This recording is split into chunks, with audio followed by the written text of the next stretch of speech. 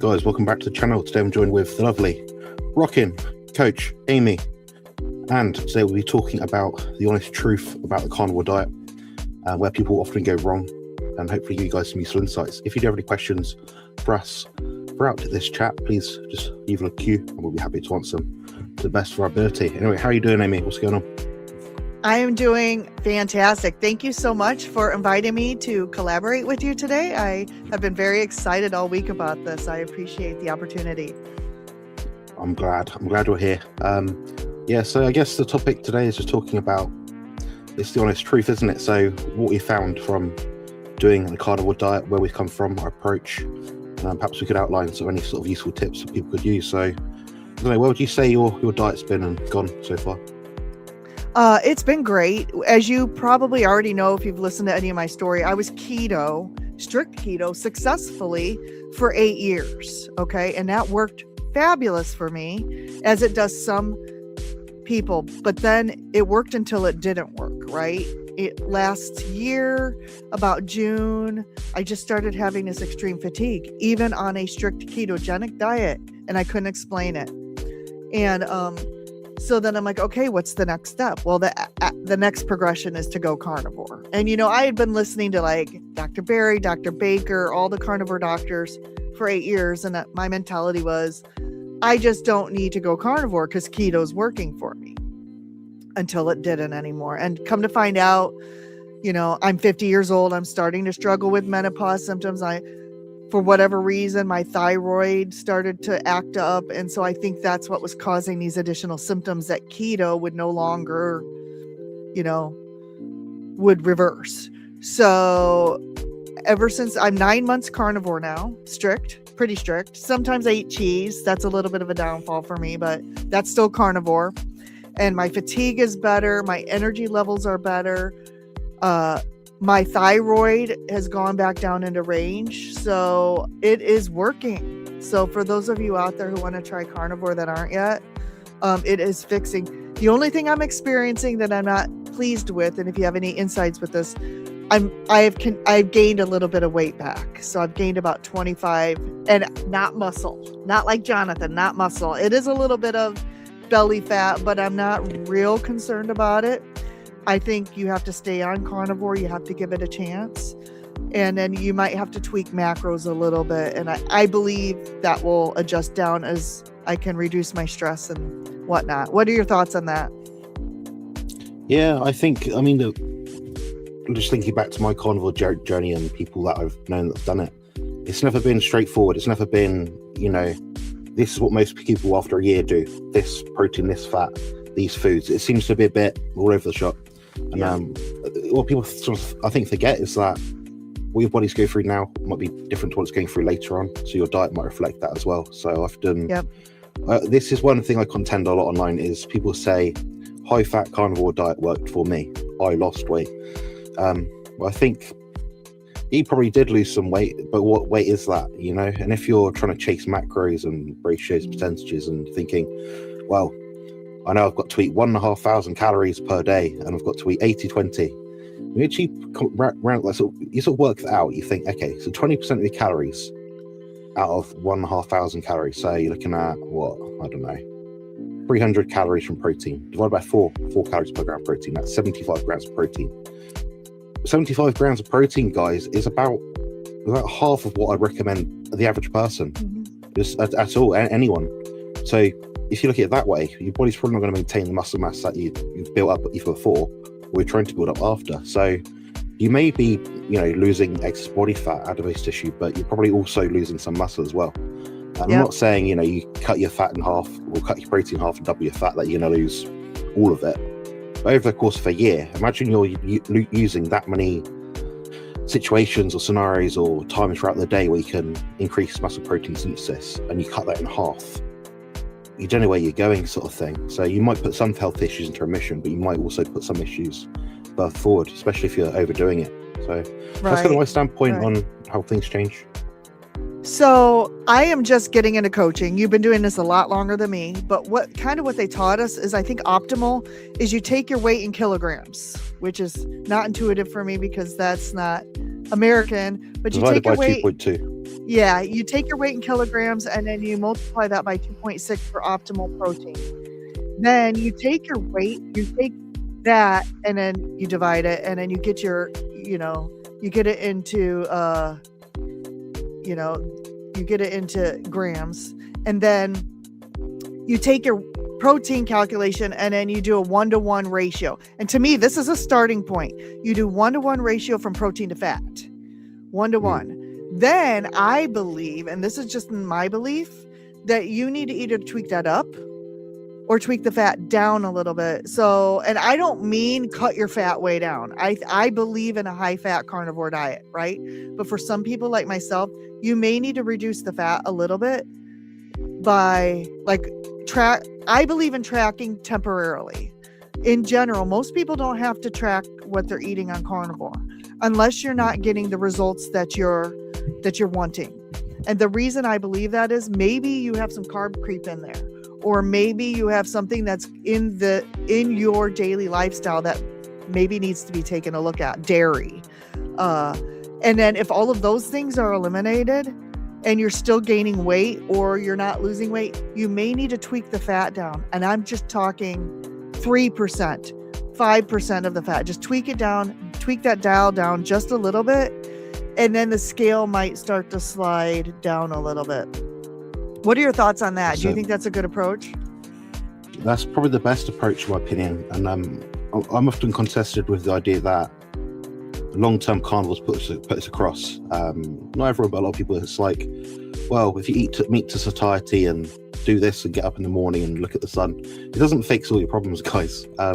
So I think just having a general guideline to say, like yourself, Amy, like an average daily, so an average height, for example, average daily output, this is what the sort of guideline might say. But in a lot of cases, people that come to this sort of way of eating, they're not always physically active. They might be a bit older, they might have arthritis, they might not be able to exercise, so their start point might be completely different. And what gets them to end point may be completely different as well. We know just through modern society, we completely underestimate how much food we eat by typically up to about 40% per day. So it goes to show, if you're trying to eyeball things, but your eyeball's already by default 40% off, you got a problem there, guys. So imagine it's literally, Amy, like trying to achieve a goal and saying, I'm going to put half of my effort into it, but it's going to require 100%. Why would you do that? What's the benefit in not spending 2 minutes just to calculate a number or a rough guideline? At least it means when you do start initially, you're going from a basic generic average population, then you can't go too far wrong. Now, if obviously you're coming to this and you're already an athlete, you're already heavily muscled, you've got a high output level, you're a postman, you're a bricklayer, your output's going to be a bit higher. So you might actually need a bit more protein and a bit more fat. But largely speaking, the long-term carnivores are eating about the same amount of meat content each day. What will scale up or down is going to be the fat, and that's going to be what largely alters your body composition. Evidence for that claim comes from the fact that if we look at any bodybuilder ever, the best in terms of outcomes in terms of like muscle building over, say, a year might be, let's say, 12 pounds. Now, that's trying really hard, eating all your meals, getting food in time, training, recovering well, sleeping, good genetics, everything like that. Now, imagine that 12 pounds. Now, think how long it would take you eating your heart out to gain 12 pounds. It's not going to be a year. I mean, if you said to me, Jonathan, your goal is to gain 12 pounds, I could do that in about a week or two. Wow. So that tells you the fat intake is what is the biggest lever, because the protein intake is only marginal over the months. If I tried really hard to gain weight, I could gain massive amounts of fat, but there's a limit on the protein, the muscle tissue accrual. So I love hearing this. Right. I love hearing this from right you. To get to that point. Because so many, like you said, carnivore influencers out there are like, you need more fat, increase the fat. And I'm like, okay.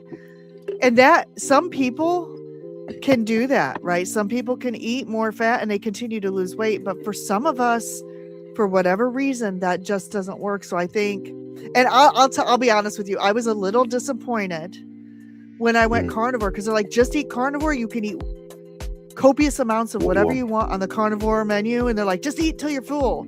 Well, for me, there is something broken, and it's still broken. And what I believe is broken is my stress. My stress is way too high, which I think is affecting my leptin and ghrelin signals, because you all have heard me say I'm still hungry. I could eat a ribeye, 4 over medium eggs, 6 pieces of bacon, and put a half a stick of butter on that, and in an hour I'm still hungry, right? That is a crazy amount of food for a meal. And yeah. It's not you being greedy either. And I tracked it, and in my highest point, and this was part of the PhD class, we were tracking our foods. I got up to, and I hate calories. I'm sure you do too, but this is just a tracking measurement. My calories got up to 6,000 calories. I had 300 grams of fat, and I forget what the protein was, but I was eating all foods that were protein and fat. So it was all carnivore foods. But my fat got up to 300 grams and I was still hungry. So I think for some people, sunlight, Mannix gaming, Mannix says sunlight. And unfortunately for me, we have had the longest winter in history. We started snowing in October and it just stopped snowing like a week ago. So for sunlight, could I go out in the snow and stand and look at the sun? I could, but when it's 20 below, I'm not going to do that. It's too cold. I mean, it's really hard to force yourself when you're shivering to go outside and stand in like 0 degree weather or less than 0 degree weather. So that could be part of it too. I'm really curious to see how my journey changes this summer because it's sunny out today. So I'm going to get out today. I'm going to stare at the sun probably after this live. And yeah, Dustin says my stress is always through the roof and this week hasn't helped. Let me tell you.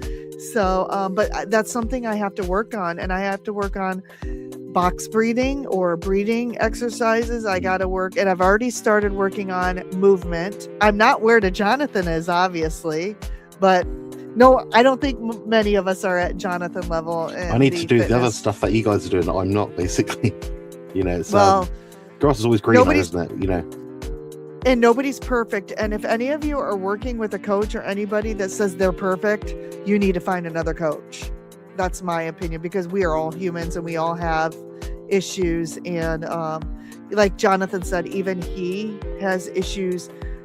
I know you have a lot of stress. You have a lot of health issues, and that all impacts our ability to, you know, reverse some of the conditions that we have and heal, in my opinion. What are your thoughts? Yeah, just touching on the last point you made, I think it's definitely agreeable with that.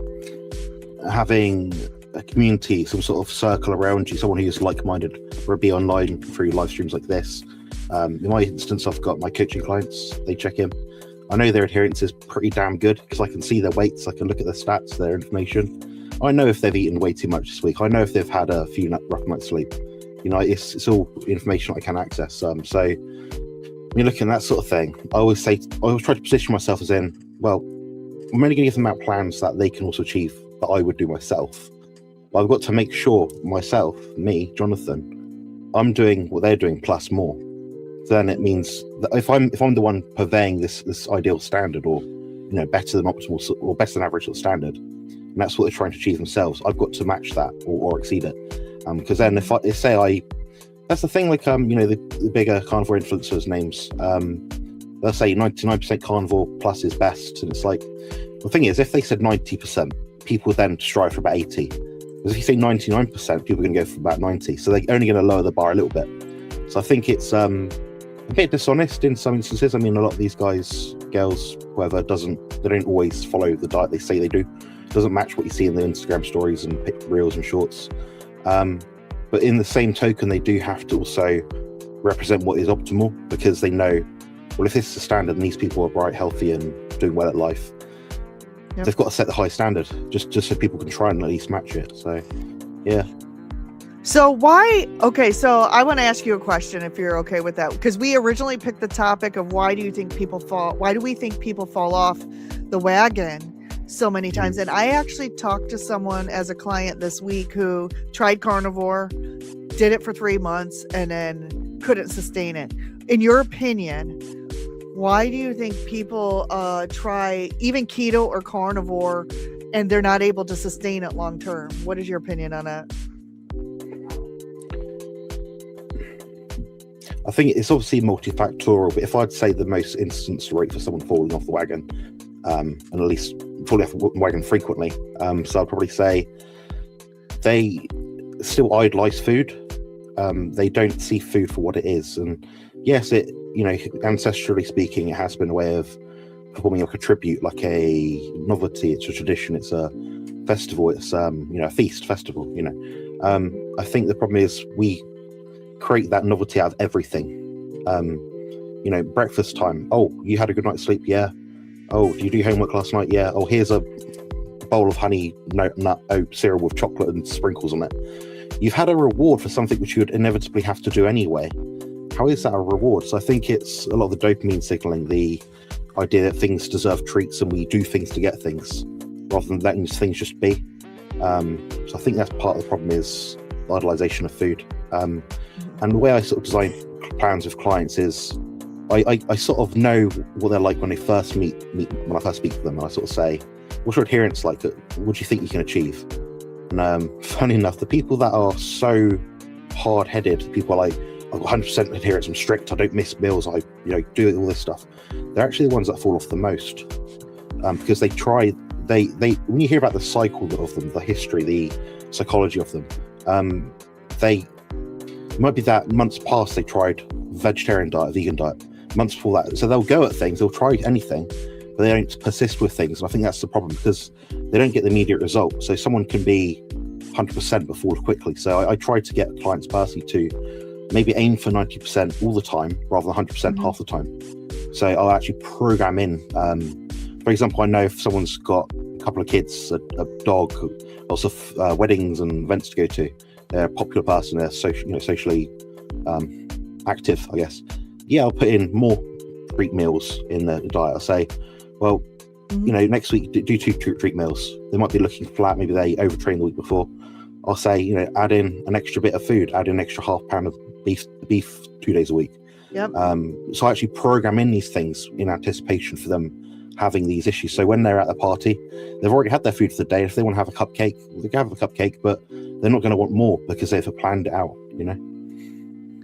That's awesome advice. And so I also think that you kind of touched on this, but I think some things to add to that is emotional eating triggers. I know me personally, and I'll use myself as an example. I've always been what you call an emotional eater. I believe it's a real thing. Even now on Carnivore, if I have a stressful event, or if I have a something happen in my life, or a bad work call, right? I have people that get really rude on calls with me during the day, and it makes me mad. And then the first thing is like, now luckily when I have an emotional eating trigger, it's with carnivore food. Like it's with bacon. I'm like, I go to the fridge and I still do this. I eat bacon. So I believe emotional triggers, stress, and then lack of preparation is another one. So I'm a big proponent, and in my coaching, I want to teach people like not just what to eat and what to do, but like time management. I'm a big time management person, right? You have to take time out of your week to meal prep, especially if you're busy like I am. And meal prep on Carnivore is easy. Sometimes it could just mean chucking a couple frozen hamburgers into an air fryer, or getting a steak out of the freezer and, you know, cooking it from frozen. But for some people who have to, you know, maybe you make a meatloaf on a day, right? A meatloaf, and then you cut it, and then you have meals for 3 days. So, you know, a lot of that. And also I am a coach, not just for carnivore. I'm a coach for keto and low carb. So for those people, there's obviously going to be a lot more meal prep for them than there would be for a strict carnivore. Like double probably. Yeah. And so the other thing that I see with people a lot is they have family members that they live with that are on this journey with them. And that is like a number one issue, because the family members are not eating what they're eating. And so the foods that are in the house are the things that they're like, they don't have things prepared for them. And then they just go to the ice cream sandwiches, or they go to the bowl of cereal, or they go to the bag of chips. What is your suggestion for these people? I think for people that start a carnivore diet, if they get in this habit of falling off all the time, I'd rather them actually invest a bit more time into bulk cooking food. Now, if you know, for example, you maintain your diet and say 2 pounds of beef a day and 6 eggs, right? Let's make that a kilo of meat a day and 6 eggs. But what we're gonna do, we're gonna put it in the slow cooker. That's your food for the day. You don't need to go back in the fridge. Your food is there. If it's already out, prepared, you might make fried eggs, scramble them, reheat them later. Not optimal. The idea is just to find something you can achieve so you're not going back into the fridge. So what I actually do is I started contest preparation nearly 2 weeks ago. I'm down 3 or 4 kilos already. I'm competing in 8 weeks' time. And what I do for my meals, just to keep it really simple, is I meal prep the day before with what I know I'm going to eat the next day. I put my food in the freezer. I cycle it from the freezer to the fridge to then be eaten just like continuously. So the only food that's out ever really is food that I'm going to eat that day. So I can't really fall off the diet that way, So I've got my own separate fridge freezer in the house. I've got 2 freezers and 2 fridges, which are actually mine. So being prepared in that sense is good. And if I know what I do now is slow cooked beef, so I just do beef brisket, pressure cooked stuff. That'll leave me with 1.5 kilos of meat. I think, okay, I'm going to divide that by 4 meals because I'm going to have 4 meals today. I'm going to add in a tablespoon of butter or whatever it is with each meal. Then I'm there. I've not got anything else to worry about. I think for some people, they will benefit from being more monotonous with foods, just because if they're busy, it removes that food for that extra process of, I need to make this dish. So I know people that, I've got some clients, I just say, they prefer, I'm going to have 600 grams of ground beef today, and 4 eggs and a tablespoon of butter. They'll do the same thing for weeks and weeks on end, and they don't care. And they sustain it very well. But some people, they just like more variety. But I mean, I'll say I prefer to create diets with more variety than less, as long as it's from an animal food. So personally, I eat about 5 different foods in one day: beef, eggs, butter, whey protein, gelatin powder, stuff like that. Then there'll be other people that will do 2 meals, two foods per day. Depends on the individual. But I think this panic after 1 month of trying these things and not getting a result you want is over the top. I think a lot can be done just by being prepared ahead of time and being patient with it. And I think a lot of people benefit first off just by eating more than less. So I'm not saying stuff yourself, eat what you want. I'm saying when you're about full, just say, I'll have a bit more, have an extra boiled egg, just so you're not hungry later. So if that is a fear, at least it's fear based on your appetite, your food noise, rather than the actual true hunger. So that's interesting. You brought up food noise versus true hunger. Okay. Because I don't believe that I have food noise, like noise in the sense that I had before on keto, where all the time I was thinking about food, like I'm hungry.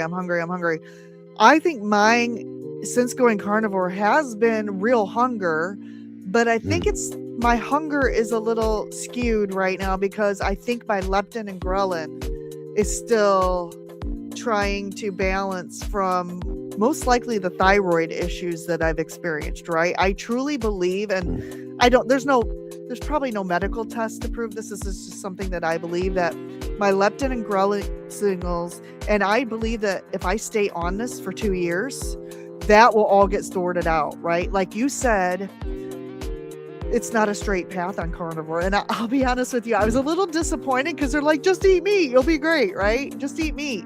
But I think we wouldn't have these live streams, Amy. If that was true, there wouldn't be people asking the opposite, Yeah. And I think that eventually, yes, your body heals from a bunch of things and things get sorted out, but it's not overnight. It takes a while, right? It takes a while. And if you're a 50-year-old woman going through menopause and thyroid issues, it may take longer for me than someone like Jonathan, who's fit and buff and, exercises more than anybody I know, works out a lot and doesn't have the hormone issues. I think hormone issues play a lot into it. So if you're like me and you don't get the weight loss results you want in 30 days, don't freak out about it, but don't give up either. Don't give up, because there are so many things that have been fixed for me that I'm not stressing out that my pants are a little tighter. And you've been seeing me, I've been trying to get more movement in, and I've been doing the planks and I've been doing the cycling and the walking, and I do intend to put a little bit of weight training, light weight training into this too, but baby steps, going into that. And Dustin says Dustin is struggling right now because he has a house of 7 people, and him and his wife are the only ones that eat, a ketogenic diet. And some tricks that I've learned. And my son moved home with my grandkids, and they were not eating this. They got a shelf in the pantry that was up high. And some things you can do is they have to put things in boxes or containers.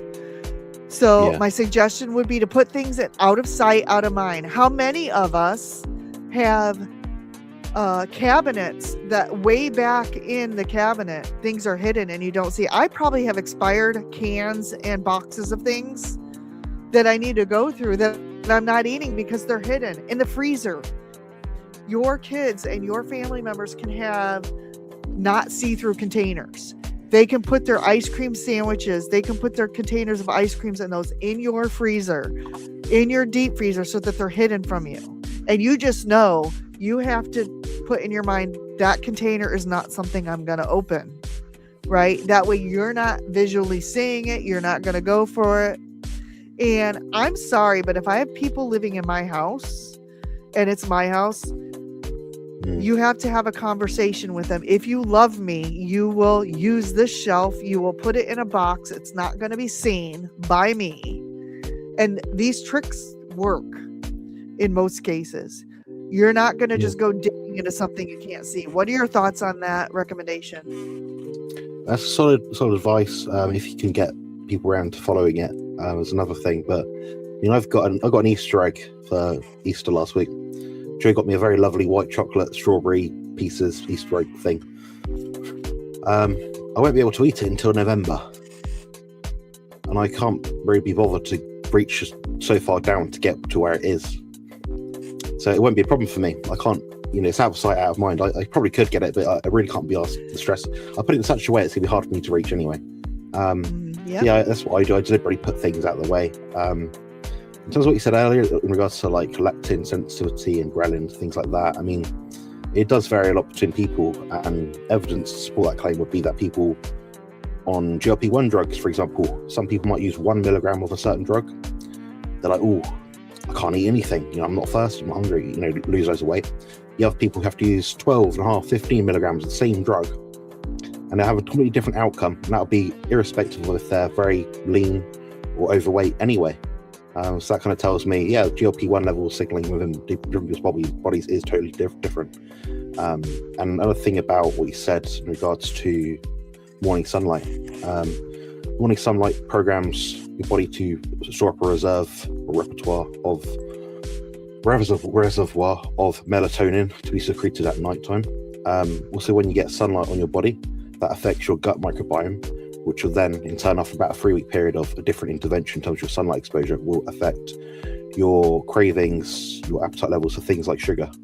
So that's why people that are often disabled, indoorsy people, they gain weight because they're recluse, because they don't get the same sunlight exposure. As people that are active by default are getting fresh air, they're getting sunlight on their skin, they're probably sleeping better at night. They're not getting these cortisol surges. The body's more regulated. So it's so multifactorial, and I think the carnivore diet will get most people to about maybe there. But all the other stuff is a bit extra, but for everyone it's totally different. For me, carnivore diet is better than not doing any other diet.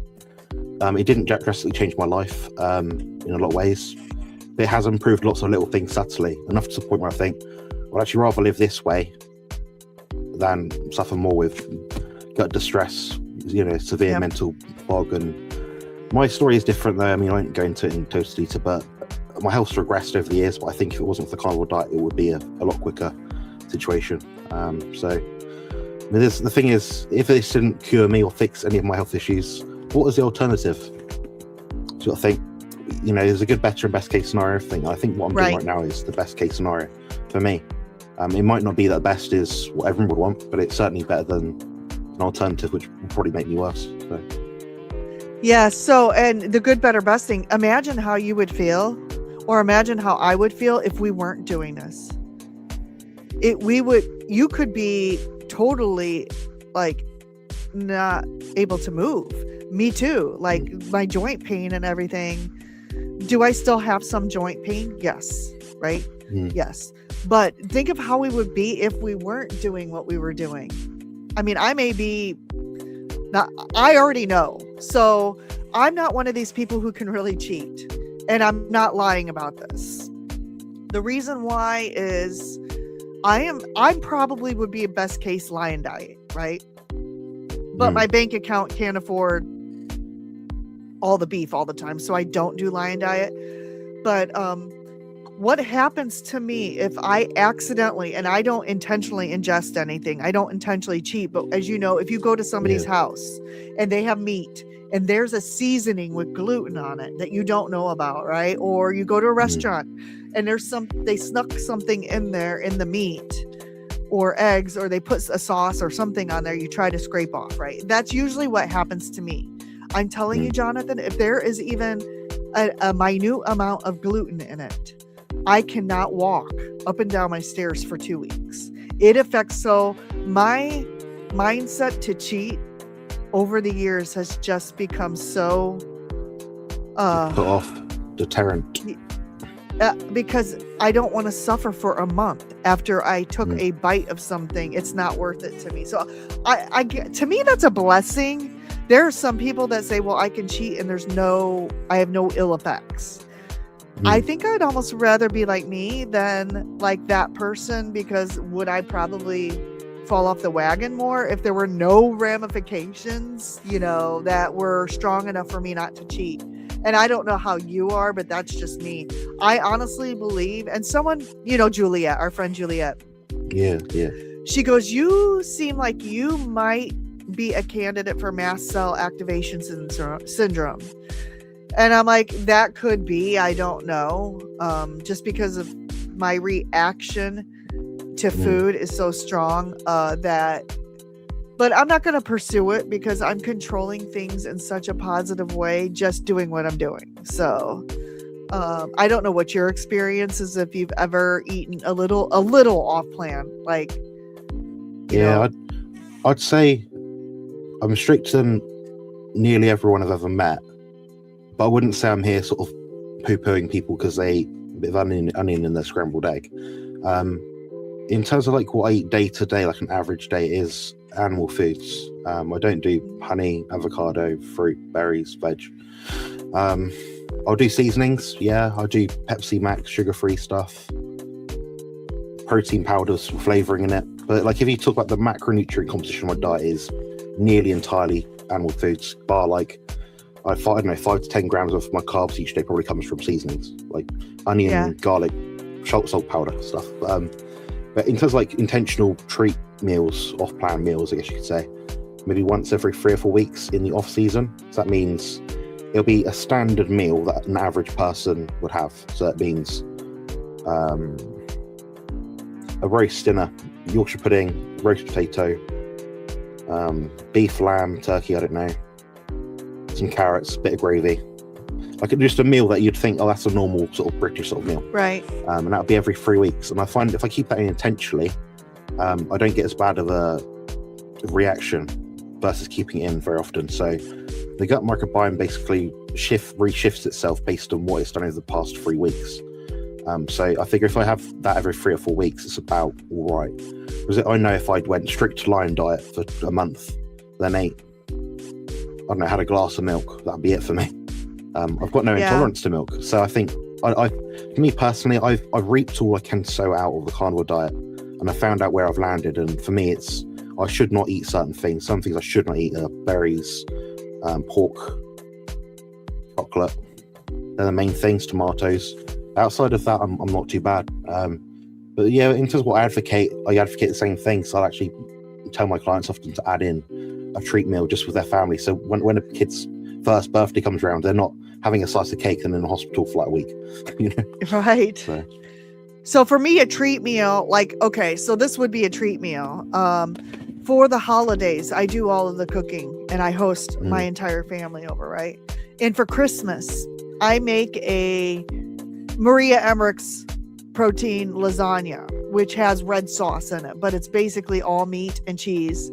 And so yeah, that's a good. We got to read this. Nailed it, Amy. These Brazilian steakhouses are traps for many of us very sensitive with gut issues. They place the cheapest of salts. Yeah. I did eat at Fogo de Chao in San Diego, but in the grand scheme of things, I was eating out every meal when I was in San Diego. So I did come back with some joint pain, probably because I was having seed oils at every meal. And, I was eating carnivore foods, but they weren't cooked. So I did feel not good when I came back from vacation. And unfortunately, that's just a reality when we travel. But back to my cheat meal. My cheat meal at the holiday, I think it was Christmas, I made a keto lasagna, Maria Emmerich's, where the noodles are meat. And it's basically deli meat and cheese and sausage and hamburger. But I made my own red sauce. And there were slices of provolone on it. And I will tell you, I had one piece on Christmas Day. I did not really have a reaction from that. So for me, maybe once in a while at the holidays when I'm making the keto meal for my family members, having a piece of lasagna with homemade red sauce in it with not added sugar is probably not, it's going to be minuscule for me. So that's my cheat meal. My cheat meal, like Dr. Barry says, is eating a keto meal on Carnivore, right? And these are recipes that I prepare myself and that sort of thing. So what are your thoughts on that? Would you advocate for that if it's once or twice or 3 times a year? Yeah, I think either have it every month or don't have it at all. Yeah. It depends what your goals are. If you're terminally ill with cancer, then probably you want to take life more seriously. If you're someone that you get a bit of joint flare that goes away after 2 days, it's not going to break the bank, I don't think. And most people I know when I consult people, most people I'd say about 80% carnivore, meaning 20% of the diet is probably avocado, fruit, honey, and other stuff, just because that's what people do. Peanut butter maybe, but they still believe in the carnivore diet principles. But that's just the reality. Because the thing is, when we have people in the live chat even now, I guarantee at least 3/4 of them have had some sort of plant food today. They might not say it, and I don't think badly of them and for so it, that brings up a good point. Like I have a client, she doesn't even want to be keto. She's like, can we just start with a whole foods based approach under 100 grams of carbs? I'm like, absolutely. And she's coming from a program, I'm not going to mention which program, where they want you to eat 8 times a day. And so at this point, I'm just trying to teach, every time you put food in your mouth, consider it a meal. Even if it's a piece of bacon, that's a meal. And even meat will spike your glucose. Even meat can spike your glucose, right? Even when I eat meat and eggs, my glucose ranges from 50 low to usually between 90 and 100 is my highest, which I think is very good. But even when I eat a meat meal consistent of eggs and meat with maybe a little bit of butter, my glucose spikes. My glucose spikes because I've tested it. I've done my own N=1. So every time you put food in your mouth, even low carb food, your glucose is going to raise some. And protein can raise your glucose too. Protein can, spike your glucose. So what are your thoughts on that? Is it a meal every time you eat? I think you should eat a meal every time you eat. I don't believe in I'm hungry at 2 o'clock in the morning, have a slice of bacon. No, I think that's stupid. I think you should always eat with the intention of spiking a hormone in your body, insulin. But if you're getting these small little bumps of hormones being secreted throughout the day, but they don't have that specific amplitude needed, they don't signal certain other cascades of hormones to do a certain job. So theoretically, someone could be, you could do a diet of 100 grams of protein a day in 1 sitting, or 100 grams of protein a day in 10 sittings. During those 10 sittings, the chance of you actually spiking protein synthesis are going to be so limited, because most people probably need 30, 40 grams ish, something like that, to get enough leucine through the protein that they're taking in.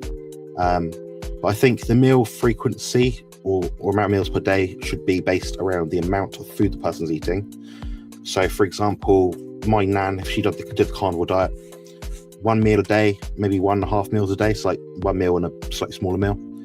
Yourself, maybe 2 meals per day, maybe 2.5, maybe 3 sometimes. Most men tend to do about 2 to 2.5 meals per day. Eddie Hall, 6 meals per day if he's doing carnivore, just because he has to eat so much food. Me, I do 4 meals per day for the most part. So it's scale based on size. So most people fall into the 2 to 3 meals a day bracket. More extreme people, myself, 4 times. People like people say Sean Baker or Dr. Chafe, they're anomalies. They've been doing it for a lot longer than I have. Their situation is different. But I guarantee if you had counterparts all over the world of Sean Baker and Chafee and myself, you'd find us all doing 2, 3 or 4 meals per day, or maybe 5 sometimes. So, you know, yeah, Sean does 2. I'm doing 2. I'm trying to switch it up to add a small meal in for breakfast, but I eat at noon and then I try to eat at like 5 p.m. right? And then I try not to eat after that. Where I have issues is late at night when my stress and cortisol are, and I'm trying to get things done instead of going to bed. That's when I hate to use the word snacking, but that's when additional food seems to come in, whether it's hard-boiled eggs or bacon or something. I'm like, I'm just starving. I'm trying to instead maybe drink electrolytes instead, like hot water with some unflavored electrolytes in it, or get some salt in. Or if worst case scenario, just eat a couple pats of butter to calm my system down before I go to bed. That's what I'm trying to do. I've already discussed that, but maybe I need to add in a small meal, like for breakfast. Maybe I need to start eating like hard-boiled eggs and a couple pieces of bacon for breakfast and add in 3 meals. Maybe I'm a 3-meal person, you know, and there's nothing wrong with that. You are very fit. So adding a 4th meal in for you would probably, you know, because you are working, your output is so much more than someone like me. I'm a sedentary housewife who works a desk job all day. So I'm trying to add in more movement and be more intentional about movement, but sometimes that takes time. My output component is 3 gym sessions a week of about an hour, low volume, never consecutive days. Average step count 2,000 to 3,000 steps a day. I have to actively do that most days. I have to go for a walk with the dog. I can't do any more than that really. Other than that, complete sedentary, lying down. So when I'm actually moving, I'm doing something. You know, my steps aren't, you know, just incidental. But yeah, I think. Well, if you think about it as well, this is a bit of extrapolation, a bit of science, but the stomach capacity is something like 400 milliliters for the average person. I had mine checked. Mine's about 450, so I'm not that much more than most people's. So you think, okay, to get a stretch reflex in the gut, you're going to need more than 400 milliliters per meal. So for most people, you know, that's a pound of meat per meal. So for a lot of people, if they're doing, say a female might be doing 1.5 pounds a day and like 6 eggs. Yeah, she got 3 eggs, you know, 2/3 of a pound, whatever it is, in a meal. That's 2 meals per day. That's about 400 milliliters to stretch out the stomach to give you that. It's called mechanoreceptors in your gut, which give signals to your brain to say you're full. And you have taste receptors in your mouth, TS1, TS1, 2, TS1, 3, something like that. So the basic taste receptors. So you have to have food that you enjoy tasting as well. That's the other part of society. So obviously we have like you can eat bland food. It doesn't really satiate society. You want more. You want salt. You want cheese with it. You want eggs. You want something added to it. Or you want ketchup or whatever it is. Then you think, okay, that's a benefit. Then you have a bit more. So you put seasonings, powders, barbecue sauce, I don't know, passata, whatever. That then increases the processed food element of it. Then it's more hyperpalatable. So you need enough to get the signal, but people override that signal constantly. So their dopamine hit from eating these foods as like a reward is inappropriate.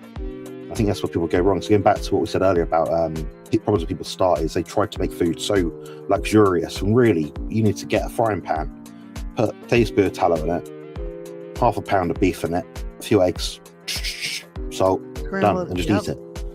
It's Get so rid of good. all the fanciness of it. I think that's where some people might get wrong as well. So good. Yes. And that is what I really like about Carnivore is I was making keto recipes for 8 years, Jonathan, and they would take hours to prepare. And now meat, eggs, butter, salt, and I'm done cooking in like 5 or 10 minutes. And then the worst part is the cleanup, and you're done. And I use the same pans over and over. Every once in a while, I'll put something in the oven for 3 hours, like a chuck roast, or I will put some pork belly in the oven. But the baking it, you just put it in and bake it, and you go do other things, and then it's done, right? Or smoking. Yeah. I like to smoke meat too, like on the weekends. And that, of course, that takes several hours, but you're not actually doing work. The tool that you're using is baking it for hours, and then when you pull it out, you just cut it up and it's ready to eat. The simplicity of Carnivore has been amazing. Like amazing. I can't imagine. And my husband now is eating Carnivore because of his illness. I don't even think he realizes it, and I don't tell him he's eating Carnivore, but he eats meat, eggs. He does have cottage cheese, and I have put him on a little bit of full-fat Greek yogurt because of the antibiotics he's been on. Supposedly that helps, and he likes the unflavored yogurt, which he thought it was disgusting at first, but now he likes it. So it's like a little bit of a like, and he no vegetables. He's not eating any vegetables. And I'm telling you, he has healed from his serious condition in a very short amount of time. He's still healing, but things are 90% better. 90% better on Carnivore. And he has been keto for 7 years. So we both have taken the jump, and the simplicity of it, I just can't even.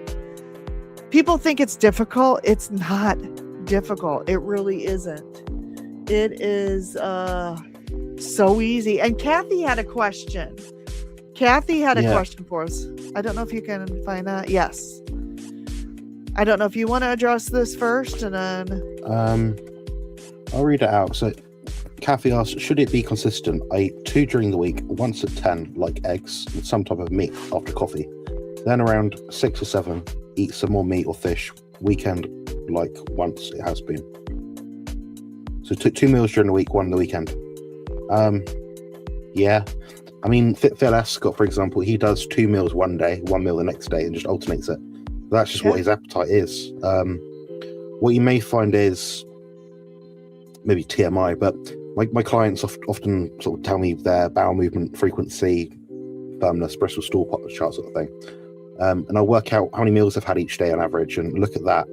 I know if they've had too few meals, they feel a bit tired and sluggish. I look at their gut and I can see they're distended a bit. The body weight's up 1 kilo. Maybe they've not had enough meals. Maybe their insulin level isn't high enough in the body to stimulate the gastric motility side of things, so they're not going to the loo as much. So then that could compound into another issue. So sometimes being a coach isn't about just spotting something off the top of your hat. It's noticing something before it actually happens. So I'll just be mindful of it. And if you've been doing it for a while and it's not been a problem, then there's no issue, But for me personally, I do 4 meals nearly every day.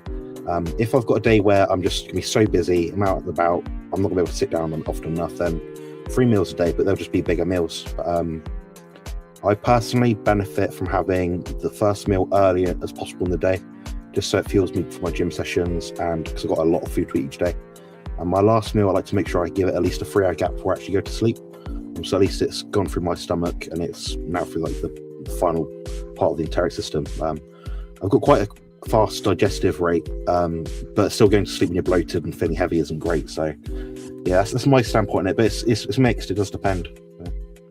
I agree. I agree that it depends on the person. I mean, yesterday I was at the hospital all day with a loved one, and I thought that the procedure, my loved one would be done by noon, right? And I would be home, and then I just would eat when I got home.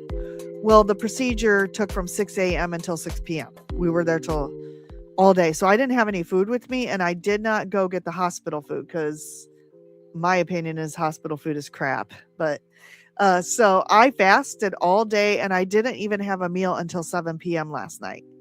And I probably should have just went to bed and not eaten at all, but I had to cook for my husband. And so I did end up eating a couple hamburger patties, 4 eggs, a little bit of butter and some salt, one meal. And then I went to bed. And honestly, I was tired, but I don't think it was from fasting. I think it was from the stress, right? I believe the stress of the day wore me out.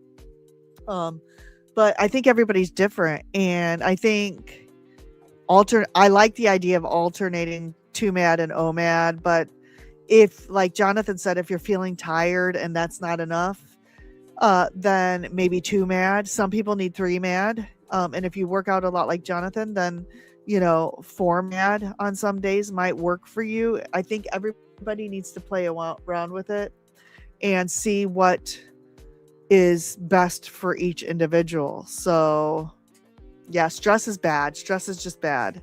I think stress is one of the biggest contraindications we can have on any healthy diet, in my opinion. Yeah. And this is just my opinion. It's not medical advice. And so we need to put things into our daily routine. Movement for me, honestly, I have found and Dustin pointed this out, I have a very high stress lifestyle.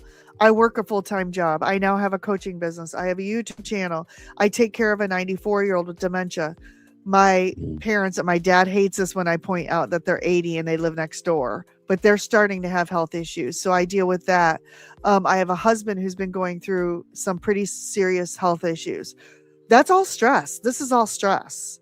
And so even 5 minutes to go out for a walk, to get fresh air, to 10 minutes in the morning to get sunlight, the breathing exercise helps. You have to, if you have a hobby, like grandma, crochet corner, take 30 minutes and crochet, or go paint a picture, or find something that you can do with your hands to get your mind off things. I'm spiritual, so I don't like talking about religion too much, but if you go read the Bible, go read a book, go find things for 10-20 minutes, just things to get your mind off of whatever it is that's causing the stress. That's my opinion, right?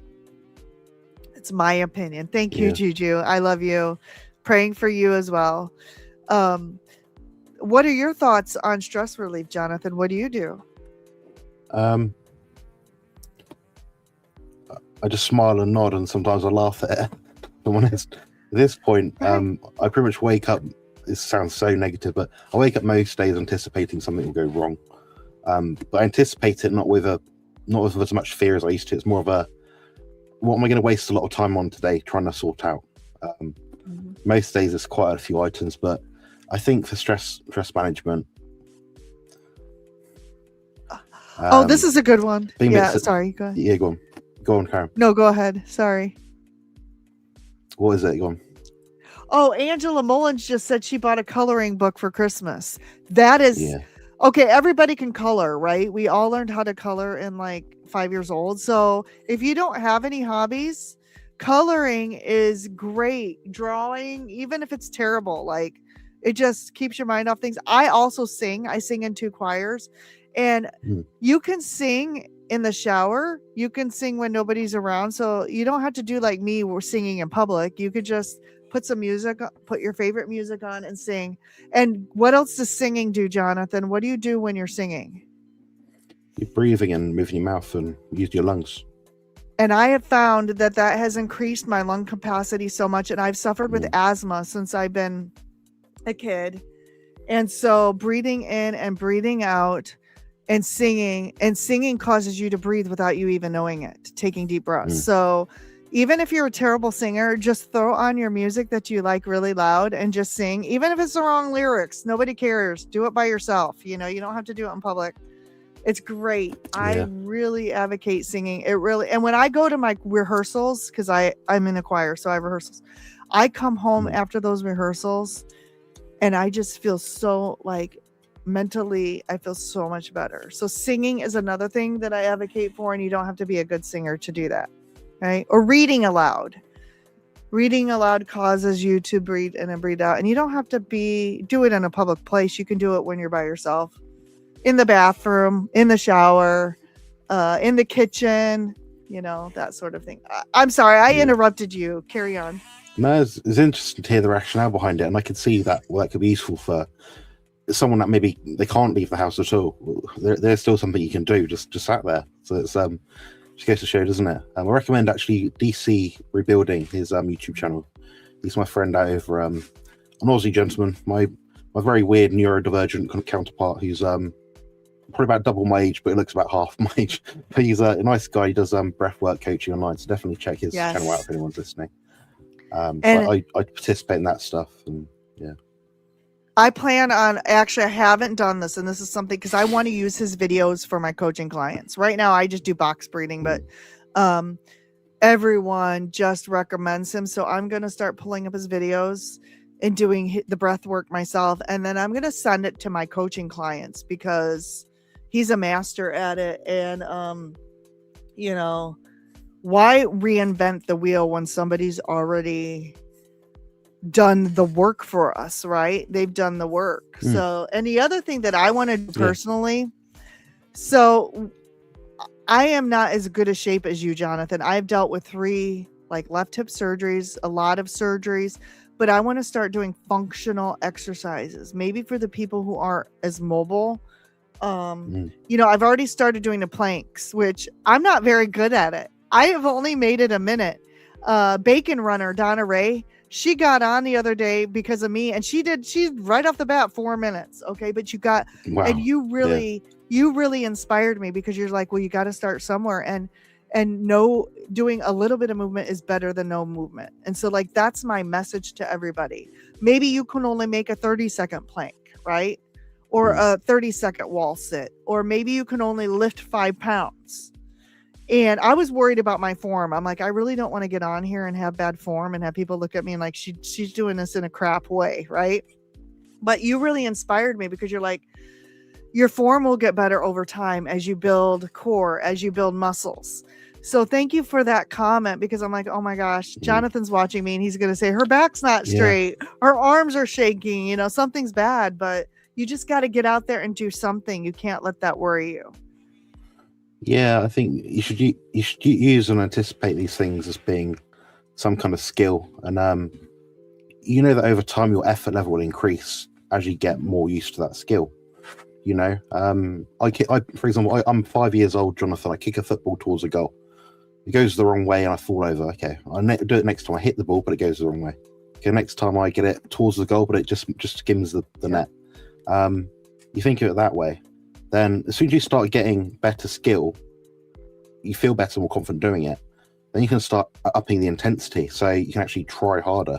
So I think people should focus mostly on technique first, because then it builds you on a good foundation for later on. As you get stronger, fitter, you can take on more exercises, do more adaptive, more challenging compound movements, so you can actually start to be a bit more specialized with your intensity level. And I think a lot of people, they go at these things full hog and think, oh, if I try really hard, it'll work. It's like, well, no, you want to do the minimal to get the most result, but just make sure that minimal is good. So, like I said, I mean, I exercise, go to the gym 3 hours a week, but that, in those 3 hours, I get a lot done. It's, it's hard work.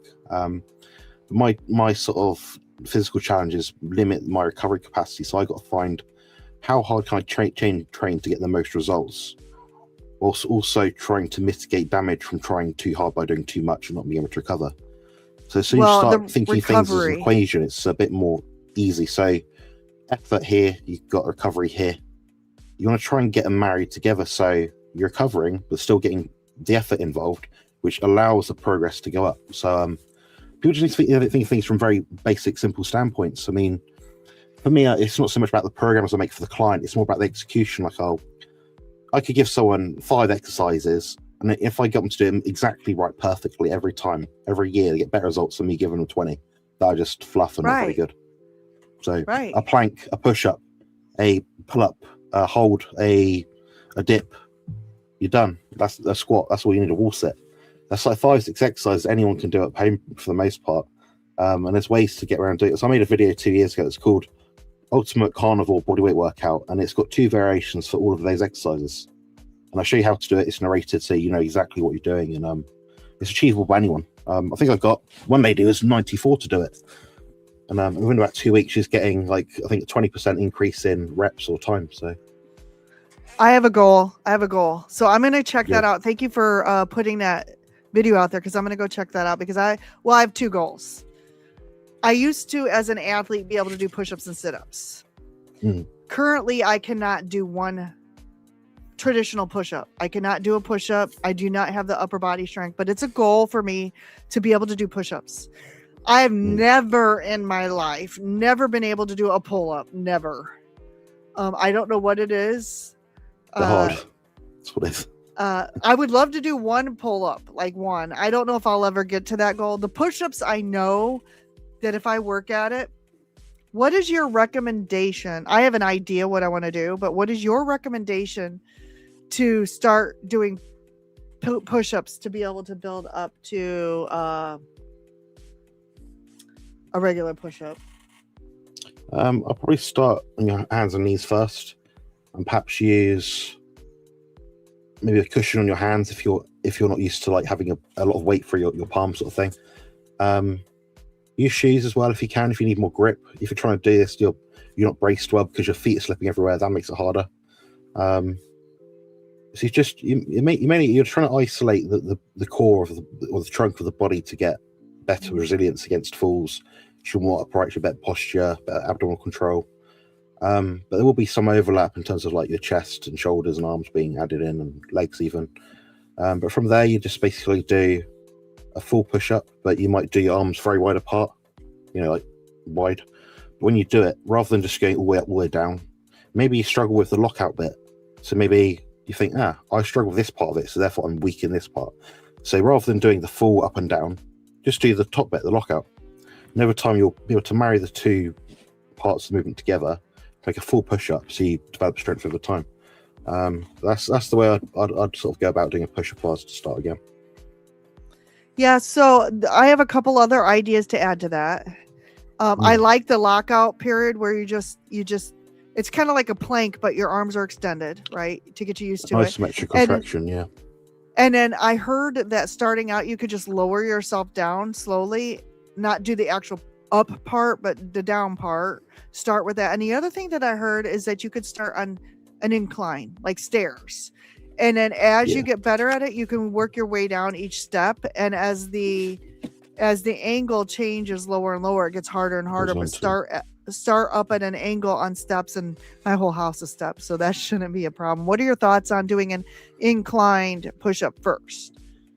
That's a good way of doing it, because ultimately, if you think of what's in the way of the direction of pushing, if you're doing a shoulder press, so more upright, there's a lot in your body. There's a lot of torso stability, because you've got your spine, you've got your back, your scapula. As if it's more horizontal, so you're doing a flat horizontal push-up. You've only got the space between that part of your chest and your back. So there's more muscle, more material to brace against. So over time, you make it harder by increasing the resistance or having a more expanded chest plate, basically. Yeah, so that's something I'm going to be working on too, is push-ups. I don't know why I want to do a push-up. It's probably because when I was an athlete, I used to do so many of them. I used to be able to, when I was a volleyball player, we would do this for intimidation purposes of the other team, but we would walk across the volleyball court on our hands. So I used to be able to walk in a handstand across the entire court on my hands. So do a handstand and walk. There's no way I'm ever going to do that again at 50 years of age. I mean, I should never say never, but that's not a goal of mine. A goal would be just to do push-ups and, sit-ups and core strengthening exercises. I would love to be able to do a chin-up, but I've never in my life, even when I was an athlete, be able to pull myself up in a chin-up. That would be cool. But, baby steps, but getting strength as I'm aging and I'm over 50 now. I would like to just work on strengthening my muscles and what is that called? Sarcopenia. Avoid sarcopenia, which is a true thing, as we age. Yeah, I mean, you're already doing the best start you can for the job. I think this is actually a video I've been scripting, I think yesterday actually, about how someone would like start a big weight loss journey. So yes, it'll be quite a brief video, maybe 10-15 minutes. So basically say, if you're using GLP-1 drugs, this is how you should use them. This is a way to mitigate side effects. Not medical advice, just advice from a nutritionist who happens to fucking know something. Then the training program to go alongside that, and the diet. So what, like a sort of a 3-step way to lose weight, manage your body composition on a GLP-1 sort of journey. Yeah, what I found when I was looking at my notes, like historically, just anecdotally what I see, 1 to 4 training sessions per week, something like, I don't know, 5 to 10, maybe 15 sets per session. Depends how much you can recover from. Right. Main movements, no fluff movements, so you don't need to do single leg, bent over, ankle cuffed, cable, like leg kickbacks. It's more just like proper movements which involve like the whole of your body. Ideally resistance machines, slow concentric, slow eccentric repetitions, so you're controlled. Just going to a point where you can sort of say, it's quite challenging now. Then thinking to yourself, is it safe for me to do another one or not? And if it's not safe, don't do it, don't attempt it. Yeah. But that will get most people, like I say, 1 to 4 sessions per week, about half an hour to an hour. I get most people 95% of the results. You're not going to get better by doing something every day. You're probably going to make yourself tired. Cardio, for the most part, is a bit of a waste of time, unless you're doing it to improve fitness. But then I say, well, why in your life would you ever need to improve your fitness by cycling on a bike for an hour every day? Like, when would that happen in your day-to-day life, unless your job is a cyclist? So my kind of emphasis is on doing functional sort of movements in a safe sort of exercise pattern, plain movement, and just trying to get the most bang for your buck whilst doing the least, because I think you can always scale up or down. If you're doing too much, you might be too late, sort of thing, might be badly recovered, you might get an injury. So yeah, that's my method.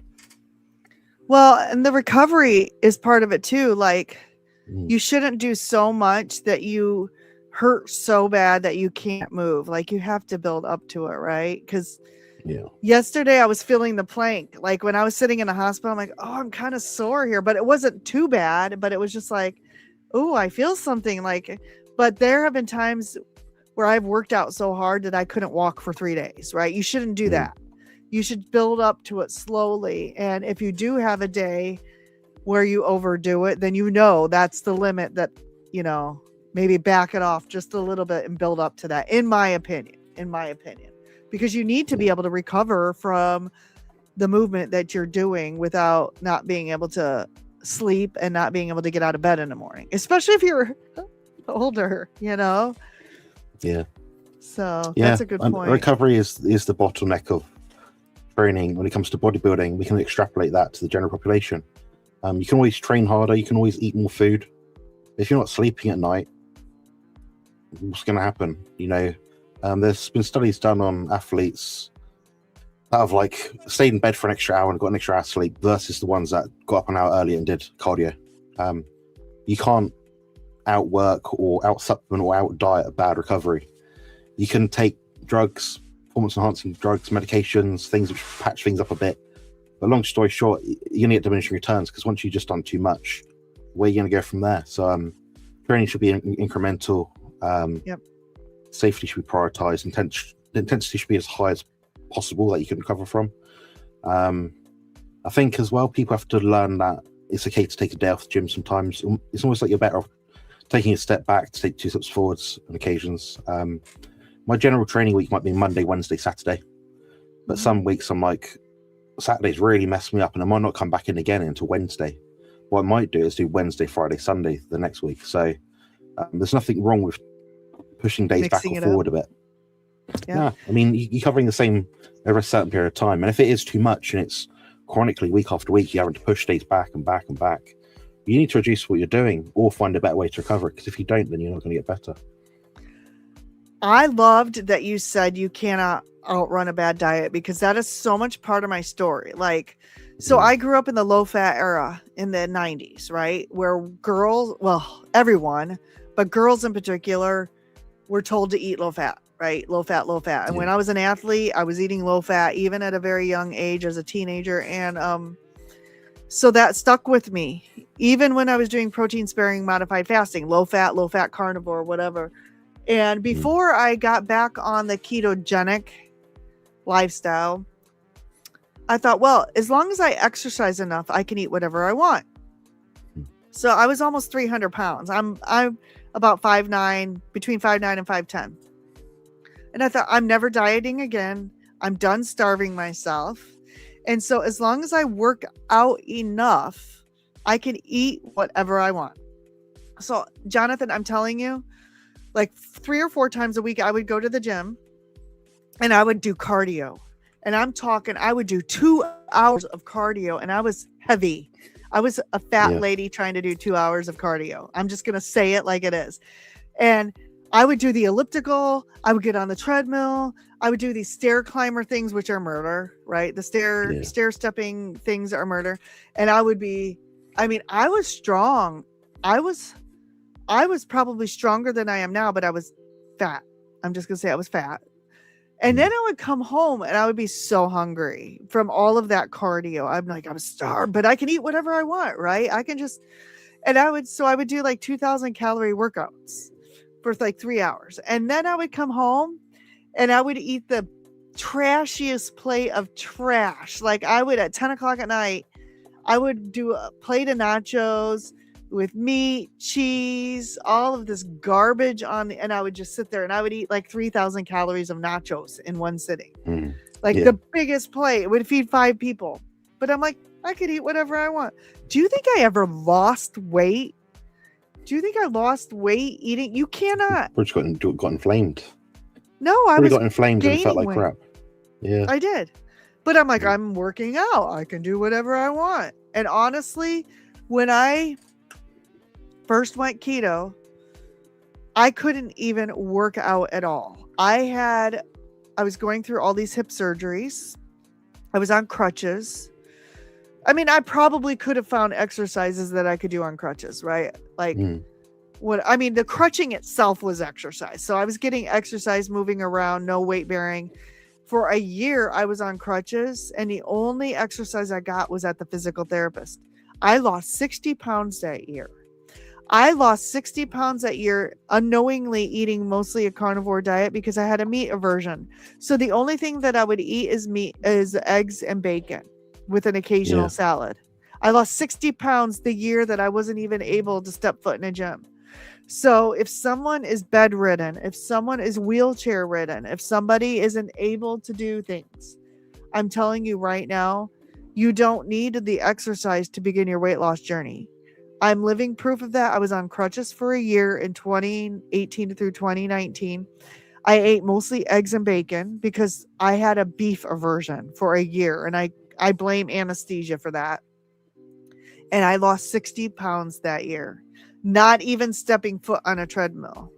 So I don't know what your thoughts. You don't have to be an athlete or in the gym to start this process, and you can lose weight even with low movement. I'm very conflicted when I hear some arguments.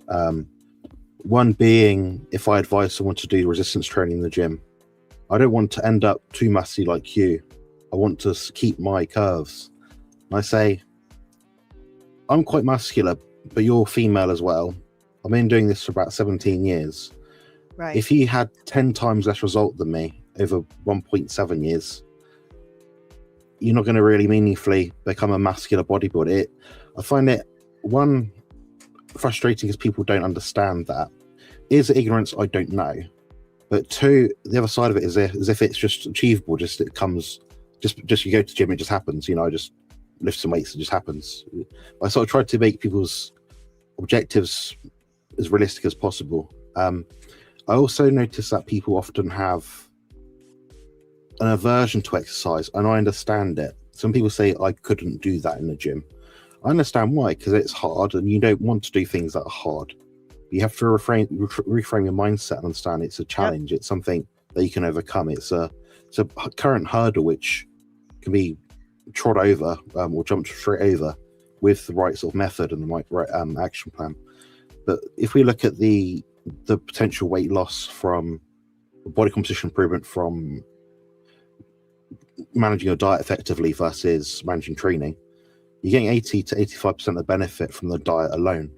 So like you said, you might be doing 5 times more effort with your training, your diet, for up to maybe 15% benefit. Because if you just tried a little bit less hard with your training, as in not do the hour or 2 of cardio a day, which just stimulates your appetite, to then just doing maybe 20 minutes a day, then if that frees up 50% of your diet, you've got better results, more free time. So a lot of times with clients, I am often trying to stave them away from doing extra. There's no benefit or heart benefit to doing something like above, 120 to 150 minutes of exercise per week. So if someone's doing more than 3 hours per week, I'm probably going to scale it back in most instances, because the benefit isn't there anymore. You're just spending more time exercising. But the flip side, if you're doing this as a means to socialize more, that means you're not at home staring at your fridge all day. Yeah, maybe do 5 hours a week of exercise if it's a net positive, but you have to be realistic with yourself and say, am I doing too much or am I not? Is this sustainable? I think the key here for me is sustainability of the exercise. So, I mean, if someone's like who I described earlier, a die-hard, I'm a really strict sort of person, but they're not, I'm actually going to pull them back as much as I can, so I know they've got more room to increase the intensity as time goes on. But at least now it leaves them with that point where they can easily adhere to it and sustain it reliably over a period of time. So that's great advice. Yeah. And for me, like I said, my goal is not to look like Jonathan, right? No. My goal is to avoid falls. First of all, I have a weak hip, and I think the stronger we are, the less chance of falling as we age. And then also to build bone density, muscles, more just to ward off the aging process for me. And I will say one thing I'm struggling with, and I can use this as a benefit. I have pets. I have cats. I order these like 40-pound boxes of kitty litter 3 at a time. And let me tell you, my upper body strength is what I'm trying to work on right now because it's weak.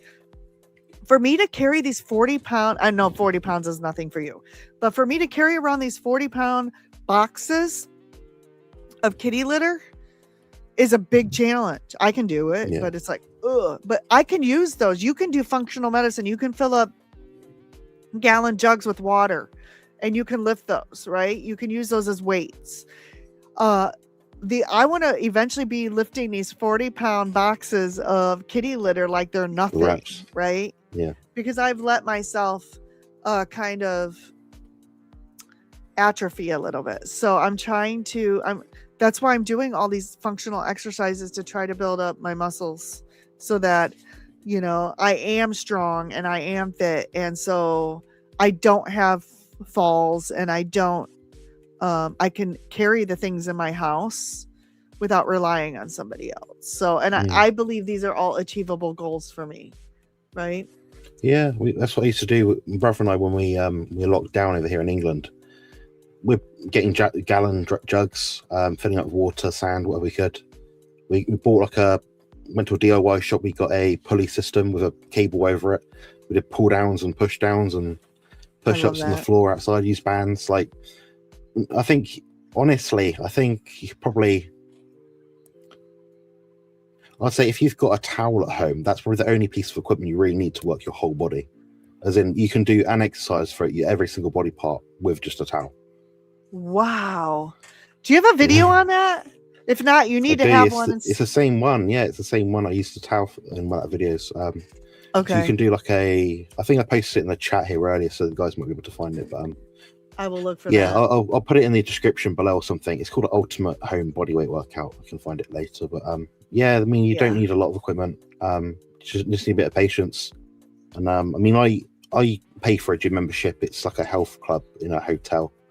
So it's got gym, sauna, steam room, swimming pool, cold plunge, showers, cardio equipment, whatever I want to use, sort of thing. I pay quite a bit for that, yeah, but it's worth it because it means for 3 hours, 3 times a week, I can do all those things. I can do my recovery biohacks and things with the, the sauna and the pool. increase my lung capacity. So I might actually do a length of the pool without breathing or hold my breath. So I add these little. I find stacking these little habits in helps. It does. I think over time you get a benefit from it. But yeah, you got to find something you can just achieve weekly. And people might say to me, "Oh, but you can train 4 times per week." And I'm like, well, even if I lived next to the gym or in the gym, I still wouldn't go 4 times per week. To be honest, just because I can't recover. So. I have a gym membership too, and it's only $10 a month. Like I have a Planet Fitness gym membership, and I'm never going to do free weights. I'm just going to throw that out there. I'm never going to do free weights, but I prefer machines, Amy. Yeah. Planet Fitness, $10 a month. I signed up years ago. I would like to start going there maybe once a week and then do home exercise. I haven't made it back to the gym yet just because of my crazy lifestyle. So, but I intend to go there, and I'm not going to give up the gym membership because it is only $10 a month. So I'm grandfathered in at that price.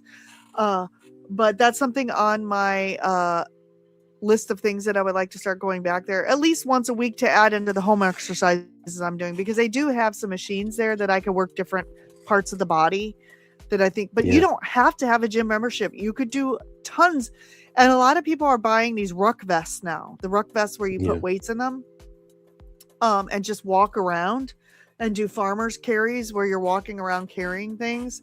I also have some ankle weights that I can put on my ankles. And sometimes I wear the ankle weights when I go to the grocery store, right? I probably look ridiculous, but I don't care. And then I push the cart and I do like high steps with the ankle weights on while I'm walking in the grocery store. So they're talk about the habit I do that stacking. in the pool.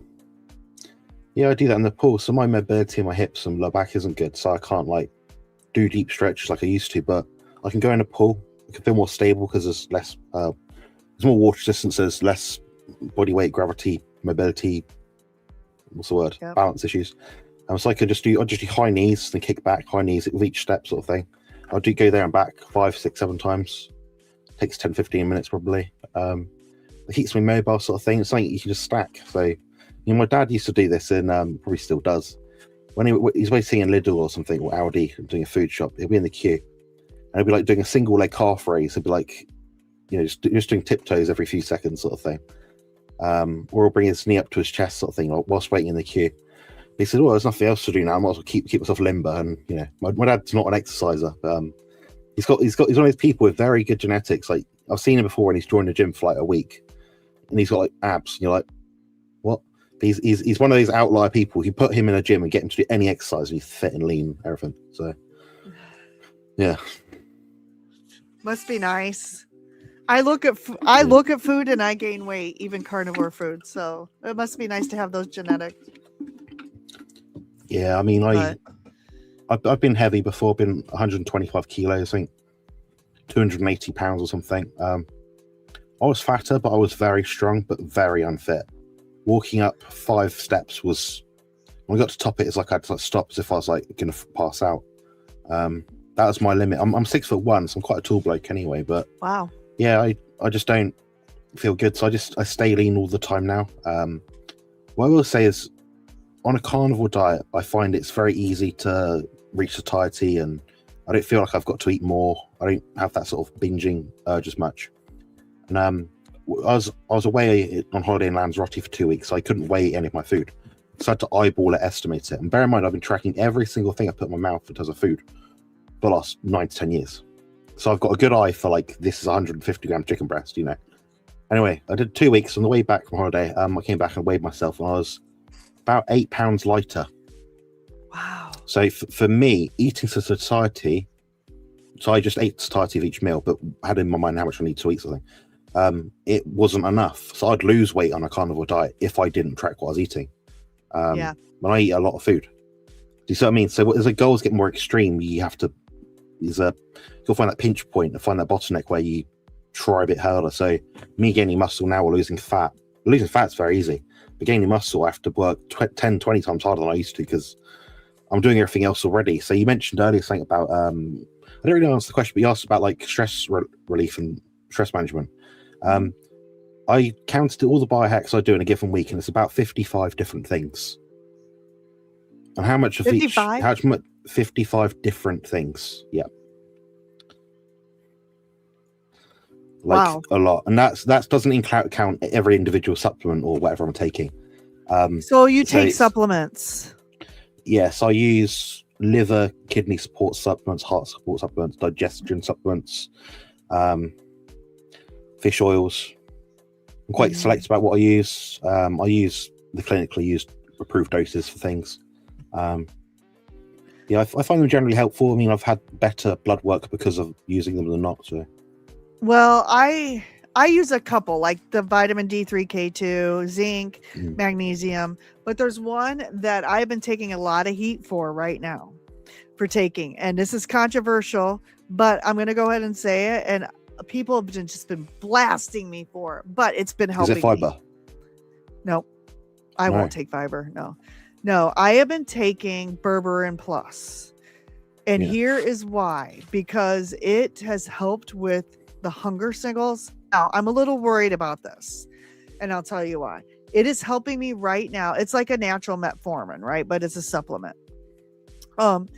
It is helping me. I hate being hungry all the time, and I hate thinking about food, and I don't have food noise in the sense that I want to snack, but like I said, my leptin and ghrelin signals are off, and I've been taking berberine, and I'm not hungry. I'm not hungry anymore.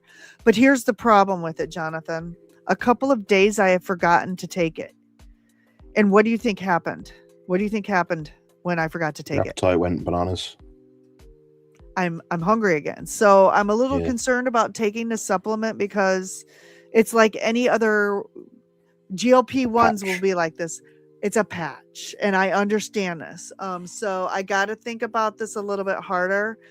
While I love taking it and I feel really good on it, and it has stopped the hunger signals, I know that the minute that I stop this, my hunger is going to return just like anything. So I need to come up with a thought about this. And I was taking it temporarily. What I used berberine before was it boosts your HDL.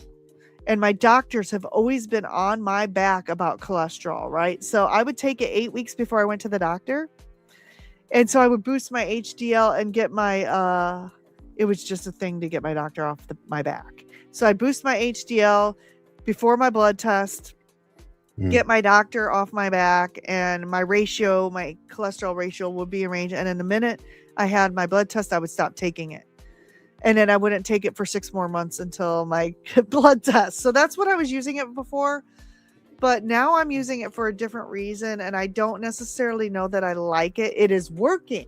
It is working with the hunger, but I know that the minute I stop taking it, I'm going to be hungry again. So it's controversial. I've been taking a lot of heat for it, and I'm not entirely sure on my own, and maybe it's something I got to wean off of. Right now, I'm only taking 2 doses a day, 1 in the morning, 1 in the evening, and it is helping with I don't want to say cravings. It's helping with hunger signals. But eventually, I don't want to take it forever, so I'm going to have to really think long and hard about how I wean off of it and what I do once my hunger increases. What are your thoughts on that? What recommendations would you have? I'm exceptionally well versed in all things supplements related. Berberine is one of them. People use between 500 milligrams to 1.5 grams per day. In comparison with the medication, like you said, metformin, is quite similar. It just has less apparent side effects and more potential benefits. It is more efficacious in terms of long-term health improvements. There are a number of downsides to metformin. One of them includes something like a 20 to 25% B vitamin inhibiting effect. So it means you actually need more food.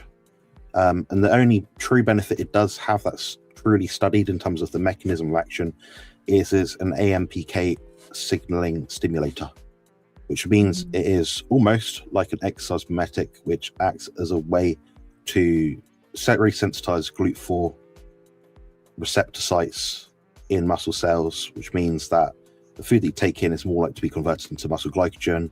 That will be reserved. Your energy stores will be preserved higher. Your leptin signals will therefore be less deranged. They'll be higher, which means your appetite will be lower. That's how it works. And the berberine is very similar, but it has less of a gastric negative effect. There's one supplement which is a grade above that called dehydroberberine. The same thing, but it just is more cell specific, says the same benefits but with less side effects in terms of gut disruption. The way I would wean off it personally would be to use it prior to the time of day that you typically have the highest food noise, or I'd use that in conjunction with exercise, which would stimulate the same MPK cortisol increase, which would have a mild appetite suppressing effect. So that's how I'd take it. I'd titrate the dose down as well. Yep. And my biggest problem's at night. So eventually, as I increase my exercise, maybe I can skip the morning dose and only take it at night, like, 6 p.m. so that between 7 and 10 p.m., which is when I really get hungry, I can titrate down to one dose and then eventually titrate totally off of it. So it's not a long-term plan of mine, but right now I will say I am having gastric issues with it. So sometimes I have to strategically not take it when I'm going to be going somewhere, right? Because you don't want to have bathroom issues when you're going. So it does affect my gastrointestinal. And so I don't like it for that. But when I took it previously for the cholesterol benefit, over time that like intestinal issue went away. So I do think that resolves when you take it, but I don't want to be on something forever to help my hunger signals. I'm hoping my hunger signals on long-term carnivore, from what I've heard with people, and sometimes it takes 18 months, folks, for this stuff to recover. I'm hoping over time that I can wean off of it and just be normal, like normal, not hungry all the time. So that's the goal. But I've been taking a lot of heat. Well, you're carnivore. You shouldn't have to take any supplements. You shouldn't have to. Most carnivores take supplements, Amy. Yeah. I've so you know what? I've spoken with thousands of people. Not like I'm talking thousands. Most of them, as in like, I'll be surprised to meet many people that don't. Magnesium, one of them. Amount of people that still take a multivitamin. Amount of people that still take vitamin C, 1,000 milligram capsules. Yes. I use them personally. I don't think I use them for the same reasons other people do. I don't think they're health promoting for the average person on a carnivore diet. Apart from some things might be anecdotally useful, like magnesium. I use mine because I do something which is inherently dangerous and has a lot of risk associated with it. So I'm using it from a prevention strategy. If there's data out there that says using 600 milligrams to 1.2 milligrams of N-acetyl cysteine improves my liver health and prevents me from having liver cirrhosis and cancer, then I'm going to take it. Well, and here's the deal. Jonathan and I both take supplements. Do all carnivores need supplements? Probably not. But good for you. I'm not telling people I'm not promoting this, and I'm not telling people you have to go out and take this, right? I'm not getting paid. This is just me trying to figure some things out with myself to make my life better. And I will tell you, when I take berberine, I'm not as hungry. And honestly, that makes me a happier person. When I'm not constantly thinking about what I'm going to have for my next meal, I'm a happier person. And right now, my leptin and ghrelin is off, right? It's a little off. So I found a tool that is hopefully temporarily helping me to not walk around like a crazy, mad, hungry person all the time, wondering like, there's a squirrel over here I want to eat or something. You know what I'm saying? Like my hunger was that like intense.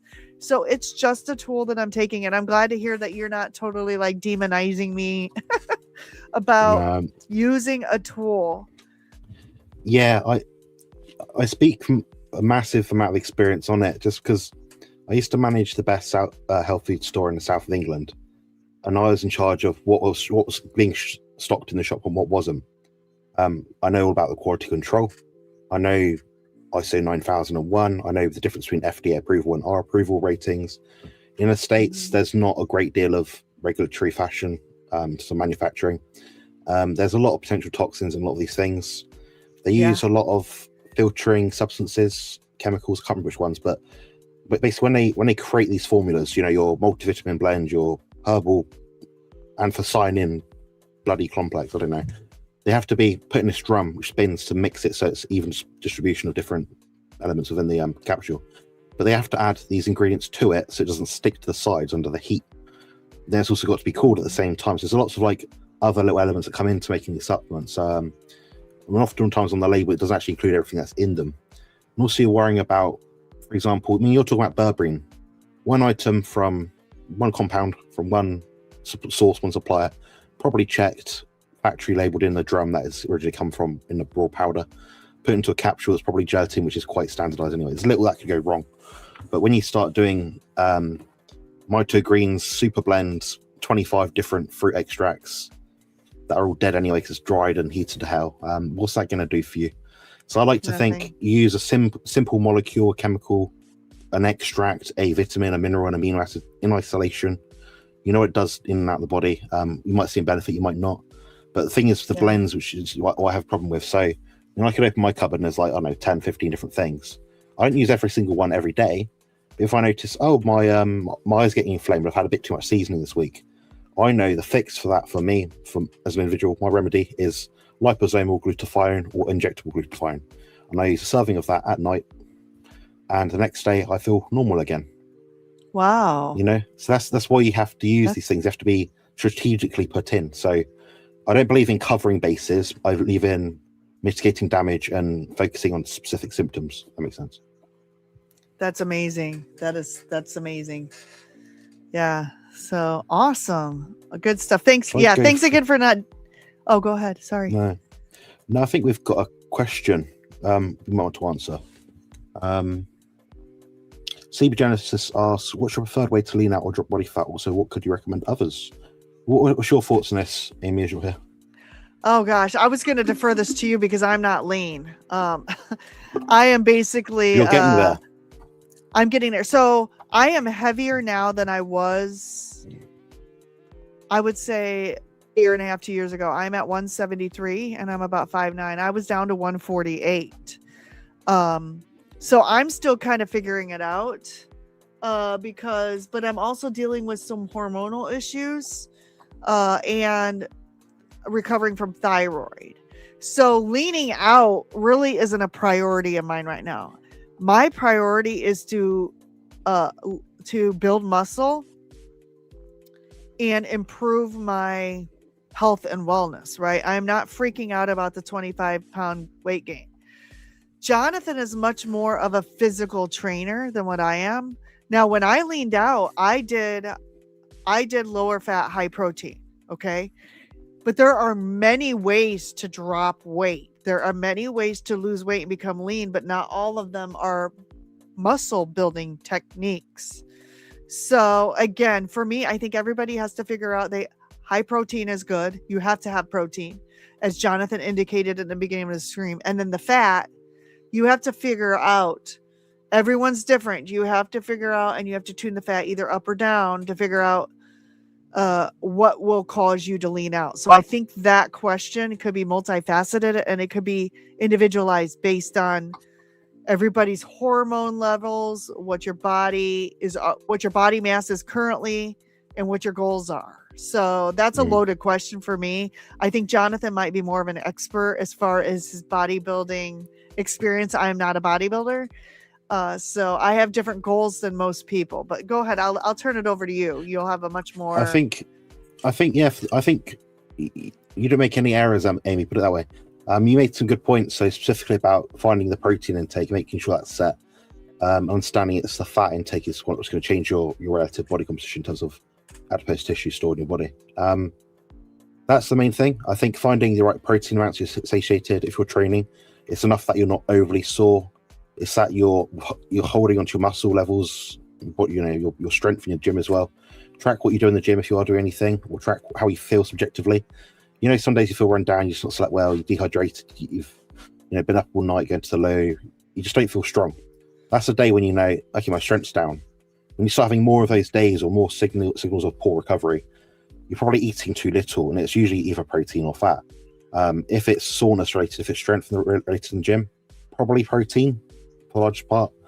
If it's you're not sleeping well, your skin feels dry, joints feel dry, it's probably the fat's too low. So you got to sort of scale things up and down based on your symptoms. The idea is to get the best result with the minimum amount of detriment to your body. So if you want to make a quick jump, the fast way to do it is a protein sparing modified fast, or not eating anything, which is not much fun. But you can adhere to a protein sparing modified fast, in my opinion, better than just not eating anything. And it also retains the muscle tissue that you've gained, if at all. So focus on protein first. Anecdotally, based on my clients over the past 3 years on a carnivore or animal-based diet, I can say that the average protein intake for them has been between 2.2 and 2.5 grams of protein per kilo of body weight. Yep. So that's a bit more than the 1 gram per pound that people typically say. I'll also mention that these people are typically fit, relatively lean. So if you're 50% body fat, no, you don't need 2.5 grams, 2 grams or per kilo, or a bit less maybe. So it's relative to actual muscle tissue in your body. You know, I mean, if Amy was if Amy was, I don't know, 100 pounds in body weight, she's not going to need, you know, a tiny amount of protein. She's going to be on the higher end because she needs to sustain the muscle tissue that she's built up, if any. So you got to find that sort of thing first. For me, if I give my sort of situation, it's relevant now. So I'm 2 weeks into my bodybuilding competition preparation. Contest is in 8 weeks. When you first start a diet, you're at the peak of your off-season food's high. You have a high capacity to recover from your training, get things done. Recovery is good. Sleep's usually pretty good. You can make a big drop initially in terms of your fat intake. Then that allows you to drop body fat fast, quick. You'll get a faster result in doing it slowly. But you've also got to time that with the rest of it. So if, say, the first 3 weeks I dropped down from 250 fat to 200 grams of fat, that's quite a significant amount. That's, I don't know, what, 20-25% of my dietary fat gone. You ride that out for as long as you can. You get to a point where it sort of sticks, your body weight isn't going down, you're not looking any leaner. Okay, make another jump. But that next jump is a bit smaller because, you know, if you've managed with good recovery to drop that much, with poor recovery where you're less well slept, you're not well slept, you're not recovering well, you're not as adequately supplied in terms of your energy intake, then yeah, you're going to need to make a smaller jump to make more progress, because you're not going to be able to sustain the rest of the fat loss phase if you just make these massive jumps. So I prefer, while you're well recovered, well fed, big jump, then a small jump, keep getting smaller and smaller until you get to your end goal. The way you work out how long each phase of that is based on, like I said, recovery, maintaining strength in the gym, the time frame that you have. If you come to me and say, I've got 3 weeks, do whatever you like, I don't care, just want to drop all the weight. Okay. Lots of black coffee, trying to find a way to stay awake, protein sparing modified fast, very high protein, very low fat, 0 carb. Take official supplements so your joints don't kill you immediately. That's how I'd do it. Okay. Well, I have to say this. I am the protein sparing modified fast queen. I hesitate to talk about that. How many? I did one for 4 years. So if you'll allow me to talk about this for a little bit. So that's how I dropped. Yeah, I'm interested. Yeah. Okay. So I learned about protein sparing modified fasting from the Emmerichs. Essentially, and this is a bodybuilder thing that was designed in the 80s. This is not the Emmerichs tool, right? This was done for bodybuilders to lean mass, like to lean up. And what I used it for was it broke me through a 2-year weight loss stall. I had stalled on my weight loss for 2 years. So, and you don't do it every day. I was doing it 1 to 3 days a week. And I was also doing an OMAD PSMF. So 2 to 3 days a week, I would do one meal. It would consist of a grilled chicken breast and an egg white omelet with some ham. At least it wasn't steamed. No. Right. It was not steamed. So, and that would be the only meal I would eat 1 to 3 days a week. Now, this worked for 4 years. I would do it and I would check the scale and I would say, so a pure protein meal, 1 to 3 days a week, all protein, very little fat. I felt great for 4 years, right? And my weight consistently stayed between 148 to 153 pounds for 4 years. So it kept me at my goals. Honestly, the days that I PSMF'd, I felt amazing. until I didn't. So what caused me to stop doing this? Last summer, I felt so paralyzed. I think my hormones became out of whack. I don't want to blame PSMF, but I needed to change something up. Okay. And I think what was happening was I was going through menopause. I was having symptoms of hypothyroidism. And so I decided to do high fat carnivore. Okay. And I was doing keto with 1 to 3 days of PSMF, which essentially is a low fat carnivore, eating nothing but protein. And it worked for several years. So I'm not going to demonize it because it kept me at a low body fat percentage. It kept my weight low. And then on the other days, I would just eat like ketovore is what I would call it. A little bit of veg, mostly meat based, but whatever really I wanted. Until I started not feeling well and I felt this paralyzation. I couldn't get out of bed. And I think that's the symptoms of menopause and hypothyroidism. So that's when I decided to go higher fat carnivore and eat whatever meat, not worry about the fat, eat the fat on the meat, and eggs every day. And so I have healed myself from the brain fog, from the paralyzation. I'm sleeping at night. I'm not tired all the time. Now I have put on 25 pounds. So in my opinion, there's a trade-off, right? So I think what I'm going to have to start doing is tracking my food and maybe tune the fat down just a little bit. And so that maybe I start losing a pound every couple weeks, right? So I haven't done that yet because my stress has been so high that I've been fighting fires, is what you say. I've been fighting personal fires in my life. But eventually here, I'm going to have to start tracking and I'm going to have to find a happy medium. So have I gained some weight once I quit PSMF? Yes. So PSMF is a tool, but in my personal experience, I did it for 4 years and did it keep the scale low? Yes, it did. But then there was something that happened to me that I had to address. So now I'm doing higher fat, but then the scale has gone up. So that's just something everybody has to do their own personal N=1 and do. Does PSMF work? Yeah, it broke me through a 2-year stall. So for bodybuilders or people who are competing that need to drop weight very quickly for a competition, it's a tool that will get you there and it works. I'm telling you, it worked for me for 4 years. I stayed at 148 to 153 pounds on the scale. But then something happened that I needed to switch things up. And now if I went back to PSMF right now, do you think that my scale would probably budge? I would bet money on it. But 2 days you drop like 5-6 pounds probably. But would my menopause symptoms and the sleep and the thyroid condition come back? It's very possible. So right now I'm in the mindset, should I probably track and maybe tune that fat down maybe 3 to 5% based on whatever I'm eating right now? That might be a better way to look at it than jumping back into PSMF. But I loved PSMF while I was doing it. I loved it. And so if your only goal is weight loss, tuning the fat down and the protein up will get you there.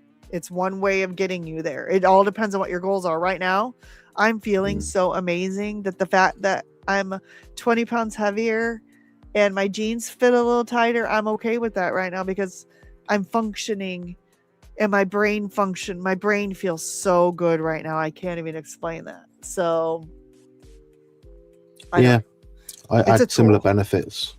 I certainly agree. I mean, I've done about 30 of them since 2012. My first one was, I think, 5 cans of tuna a day and 1 fried egg for 4 or 5 months. I got mercury poisoning. It worked quite well. Apart from that bit, that didn't work very well. I didn't like that much, Amy. Do not give me too much mercury. But it was effective. I found it got to a point where my gut motility slowed down so much that it just didn't wasn't sustainable. I think my food choice back when I originally did it was poor. I think I should have chosen like a slightly fattier meat or something which is probably a bit richer in omega-3s. So I think if I switched to salmon, I would have had a slightly different outcome.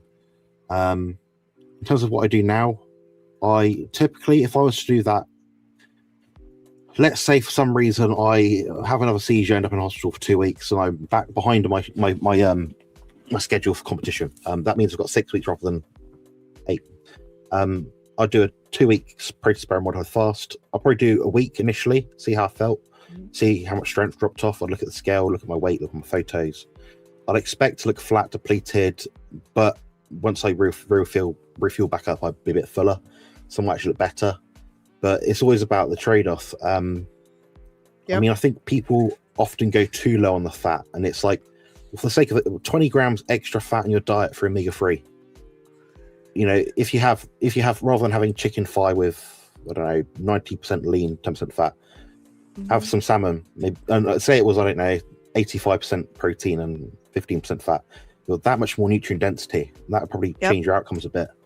So I think when you do these things where it's very, I have a specific goal, this is going to be hard, this could be detrimental. That's when I go down my coaching mindset of fine tune. Okay, what are the smaller things which will make a bigger difference? So it's the food choice. Maybe it's not much food. Maybe you're not satiated even eating a high protein diet. Maybe there's something in that diet you're missing. Maybe you're doing too pure. Maybe you're just doing chicken breast. Add in 2 boiled eggs that day. But don't cook with any butter or something like that. So adding a different element of nutrition to it. In regards to thyroid output, thyroid hormone output is tightly regulated, dependent on leptin signaling, which is mostly relative, not all, mostly relative to your body weight. It's a U curve. So low food intake, low thyroid output, higher, a bit better, higher, a bit better. But then there's a point where when you become over fat, you become less sensitive to the leptin signaling. So your adrenaline levels start to go up to counteract that point. So that's the point where most people should, when they get chubby, they should end up being less chubby over time because their body should regulate. Not everyone though. Hence the GLP-1 drugs, hence why I could use 1 milligram of GLP-1 and someone else could use 15, would have the same appetite suppression because it does vary that much between people based on their health status, medication they're using, diet. So one way to get around the thyroid issue is to just increase the fish intake, ideally. So more omega-3, more sensitivity in your cells to conduct information, better neurotransmitters effectivity, better hormone production. That's just from omega-3. You've got the selenium, you've got more tyrosine, you've got more iodine, all contribute as resources to create more thyroid hormones. You can out-supplement these things in a way, so you can add these things in the supplements, but if you're doing a purist approach, something like the sardines is a good option. You know, you got the calcium, omega-3, B12, selenium, you know, all that other stuff. So when you're really refining things, your food choice does matter. You can't just say, I'm going to be as lean as possible. You get a much better outcome choosing a slightly fattier fish and eating beef rather than just eating pure boiled chicken breast. You will feel better as well, and you'll feel it'll be more enjoyable. You'll probably sleep better at night, less symptoms as well. So that's my approach for a PSMF. I couldn't say numbers, guys, just because it varies. You know. Yeah, and I eat salmon and shrimp on PSMF too. So those were my go-tos, like grilled shrimp, grilled salmon with no, extra added fat to it. Those were my go-tos. Chicken breast, salmon, and shrimp were the 3 meals usually I ate a week. And then always egg whites. And I'm telling you, I got tired of egg whites. So I love the egg with the yolk now. So I'm kind of glad I'm not doing that right now.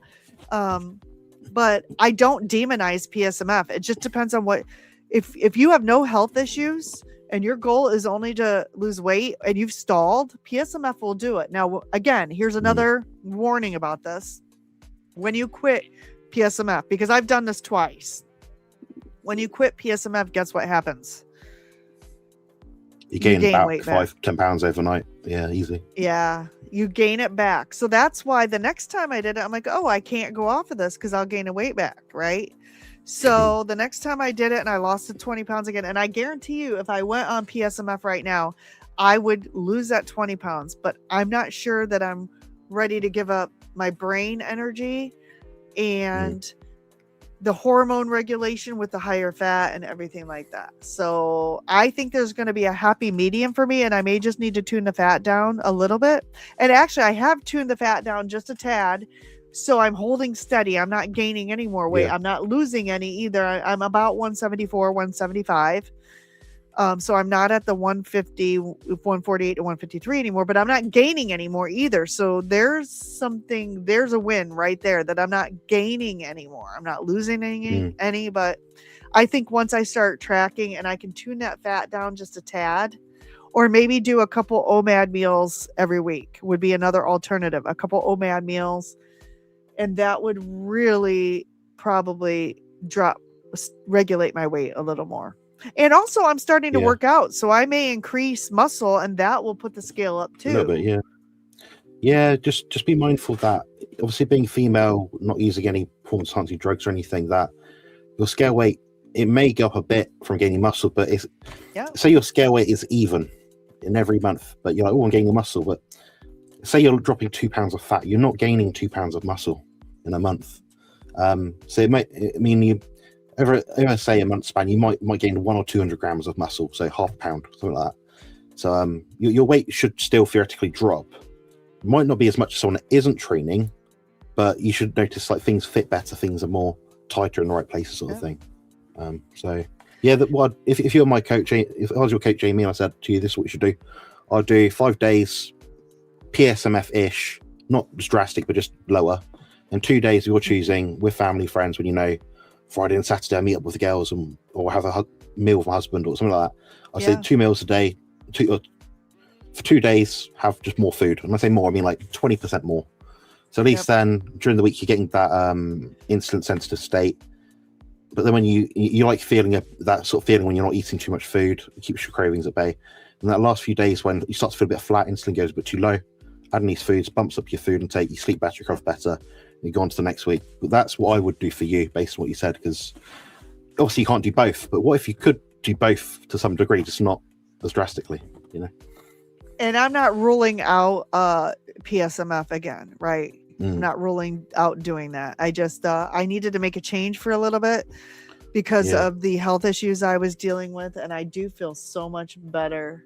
And so I get a little bit triggered when we go into some of these live streams and they're like, more fat, more fat, more fat, more fat, like more, you know, and I'm like, for some of us, more fat means more scale, right?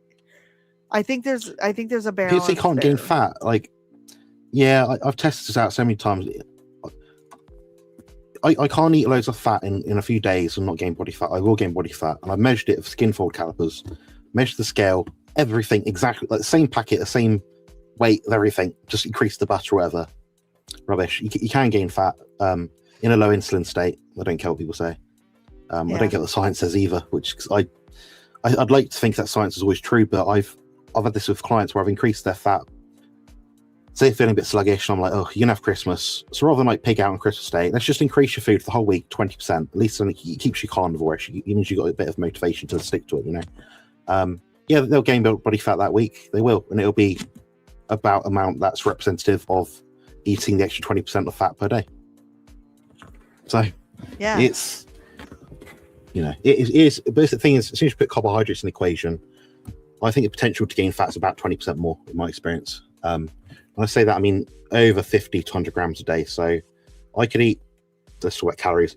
I could eat the same amount of calories per day, but just lower the fat by enough to equate the calories that would be from 100 grams of carbs. I would have to eat about 20% less to maintain my weight. So there is a hormonal element to it, certainly. But, you know, if we're carnivores or keto carnivores, we're not really eating 100 grams of carbs a day. I'm below 30 most days anyway, so. I think I get about around 10, but there's carbs in eggs, coffee.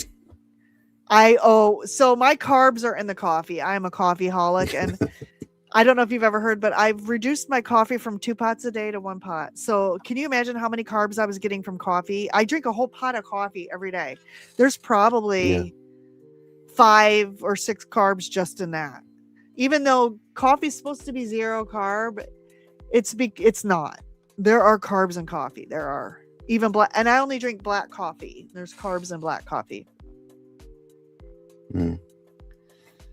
Yeah, I mean, I'm not a habitual coffee drinker. I try to avoid stimulants just because I think for whatever mild pain benefit or energy benefit I get from it, I get a disproportionate negative response.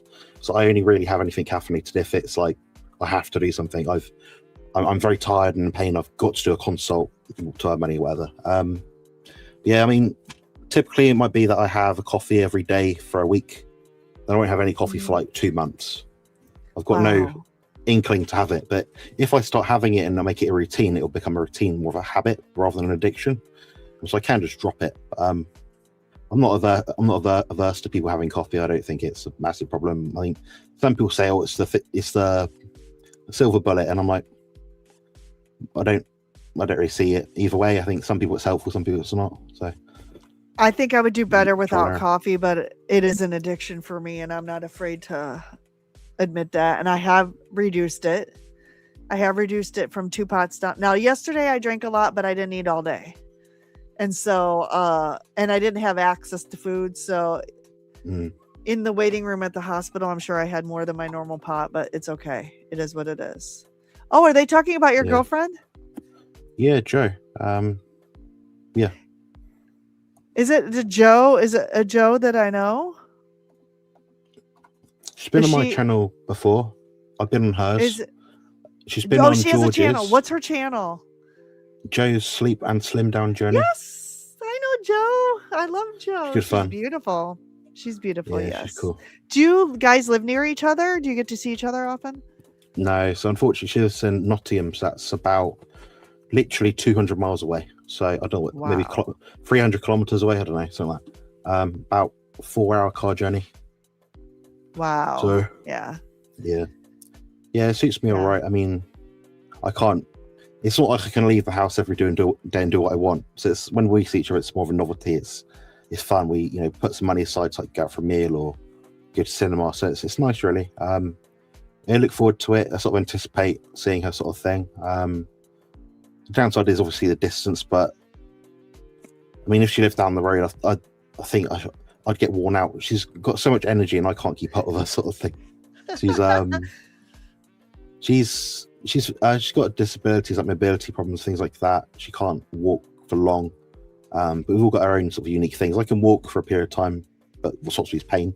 With her, it stops her is our heart health. So we just try and manage things, but it's actually quite helpful because she knows where I'm coming from. I know where she's coming from when she can't do something. It's like, yeah, I can relate to that. I know how you feel. I won't bother you about it. So yeah, definitely a perk of being alive. Certainly. Yes, it sure is. Wow. It seems like we've been on for 5 minutes, but it's been 2 hours, Jonathan. Can you believe that already? Yeah, I've done pretty well, I think. I took a cocodamol beforehand, so I'm not too bad. We'll cover I think we've got 3 things to chuck up on the screen. We'll answer them, then we'll finish it up if you'd like. That sounds great. That sounds good. Okay, so got a question from Kieran. I'm sorry for the delay. What's the best way to avoid ketosis when on carnivore? I feel terrible in that state. Lots of honey. First-hand experience, usually it's too low calcium, i.e. potentially too low dairy, maybe. It's not an essential, might be intolerant to it, but that will increase insulin levels in the body. I have the same experience when I go 0 dairy, as in 0 carb, no butter.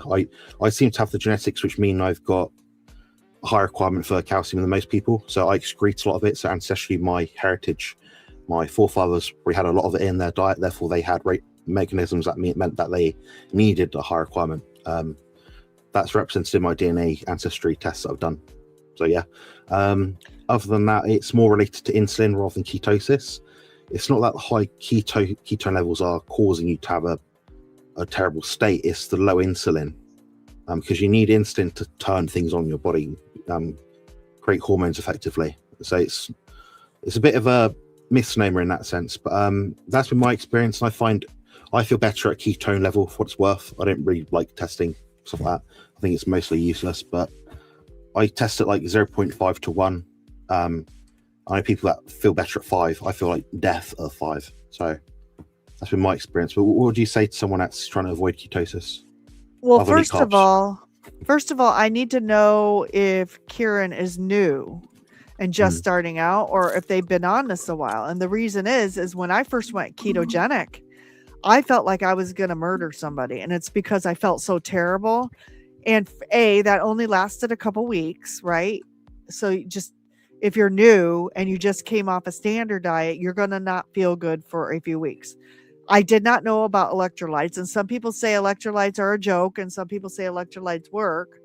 I have to take electrolytes every day still, even 9 years in, because if I don't, I get terrible leg cramps. So it's either a magnesium deficiency, a sodium deficiency, and I don't know about potassium, but I do take all three. So I do drink 1 serving of electrolytes every day, and that seems to keep, and like I said, what they call the keto flu. My keto flu was so bad in the beginning, I didn't know if I was going to be able to stay on it. So I don't know if you're new, Kieran, but what I would recommend doing for some people, electrolytes, in my opinion, and I'm one of them, are a real thing.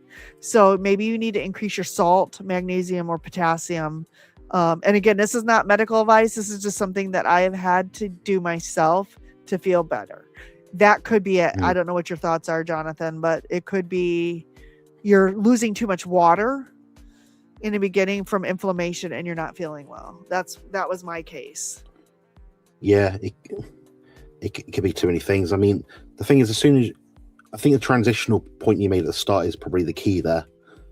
If you just start carnivore diet, keto diet, you drop your carbs to 50 grams a day or lower or something, you will drop a certain amount of body weight, but your blood volume won't necessarily match that body weight. So that might dilute certain things, which means you're excreting more to get rid of it. Maybe excreting more is causing you to lose sleep, so you feel a bit sluggish. Maybe there's not salt in your diet, so you're not retaining any of the nutrition that you're taking in. Maybe there's loads of things. There's like a million things. If they got a bit more information, we'll be able to answer better. But yeah, I would add in dairy if you can. Add in a scoop of electrolyte powder if you can. That's the key, really. People in general, as human beings, we don't actually need as many electrolytes as they say on these labels, like the food guidelines, or sort of thing. But not even just to the state that even carnivores would suggest eating. It's just we live in lives nowadays where I've got a flavored Pepsi Max here.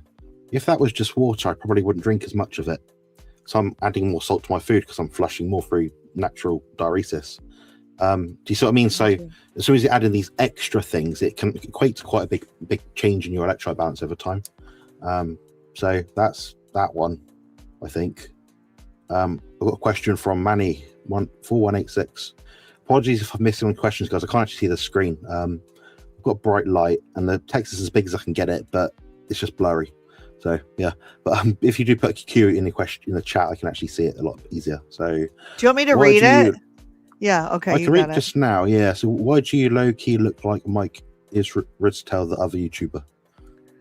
What do you think? I don't know who that is. So I can't answer that one. It's more of like a troll comment, but it's more just, I'm not going to say ignorance, but it's more just like saying you're bold, therefore you look like someone else that is bold. Why does Mike Israel look like Jonathan? I would ask. Why does Mike Israel look more like Jonathan? It could be reversed. It could be reversed. He's older than me. He's about 40 odd. But the only similarity is we're both muscular and we're both bold. Other than that, we've got a different head shape to him. He's got, this sounds a bit nasty, but it's just, he's got a thicker nose than me. His eyes are more round rather than more liney. He's got more of a Eastern European look than I do. He's also a lot more wrinkly than I am. He's got dark hair. I've got blonde hair. Yeah, I don't know. We're both bold. I mean, you've got hair. You look a bit like Juliet. Thank you. That's a compliment. I just came with the first name that came into my head there. Yeah, right. Yeah. Have we done all the questions now? Are we? I think. Oh I think gosh. so. I don't know. Someone asked, okay, Kathy has another one. What's ketosis? Oh, ketosis. It's a biochemical state of the body which can be measured by a blood, urine, or breath ketone monitor. It's basically saying that your body is breaking down certain things and creating beta hydroxybutyrate for your brain to use as an energy substrate, and it's cleaner energy in terms of ATP production and oxidation production than other forms of energy. It's the body's default biochemical kind of state. So if someone was just left on their own in the wild, that's what the body would eventually do if they run out of food. Some people feel better with more of it in the system, but some people feel better with slightly less. Some of it, I think, has some interplay with things like dopamine. So if they need a lot of sugar, a lot of small wins in life to feel good, that might impact where they might feel best in terms of a ketogenic diet. Some people associate it with lower rates of diabetes, type 2. Generally it's associated with lower blood glucose levels. And some people use it as a therapeutic diet for cancer. Mm-hmm. What else? Agreed. You hit everything. I think you hit everything. I think let us know in the chat if I've missed something, because there's probably more to it. But what do you think about ketones? Have you checked yours, counted yours? Okay. What do you find? Do you notice anything interesting? Or? So first of all, for the first 8 years, I never peed on a stick. I never pricked my finger. I never checked my ketones, because my ideology was always, you don't have to spend money on stuff to do this, right?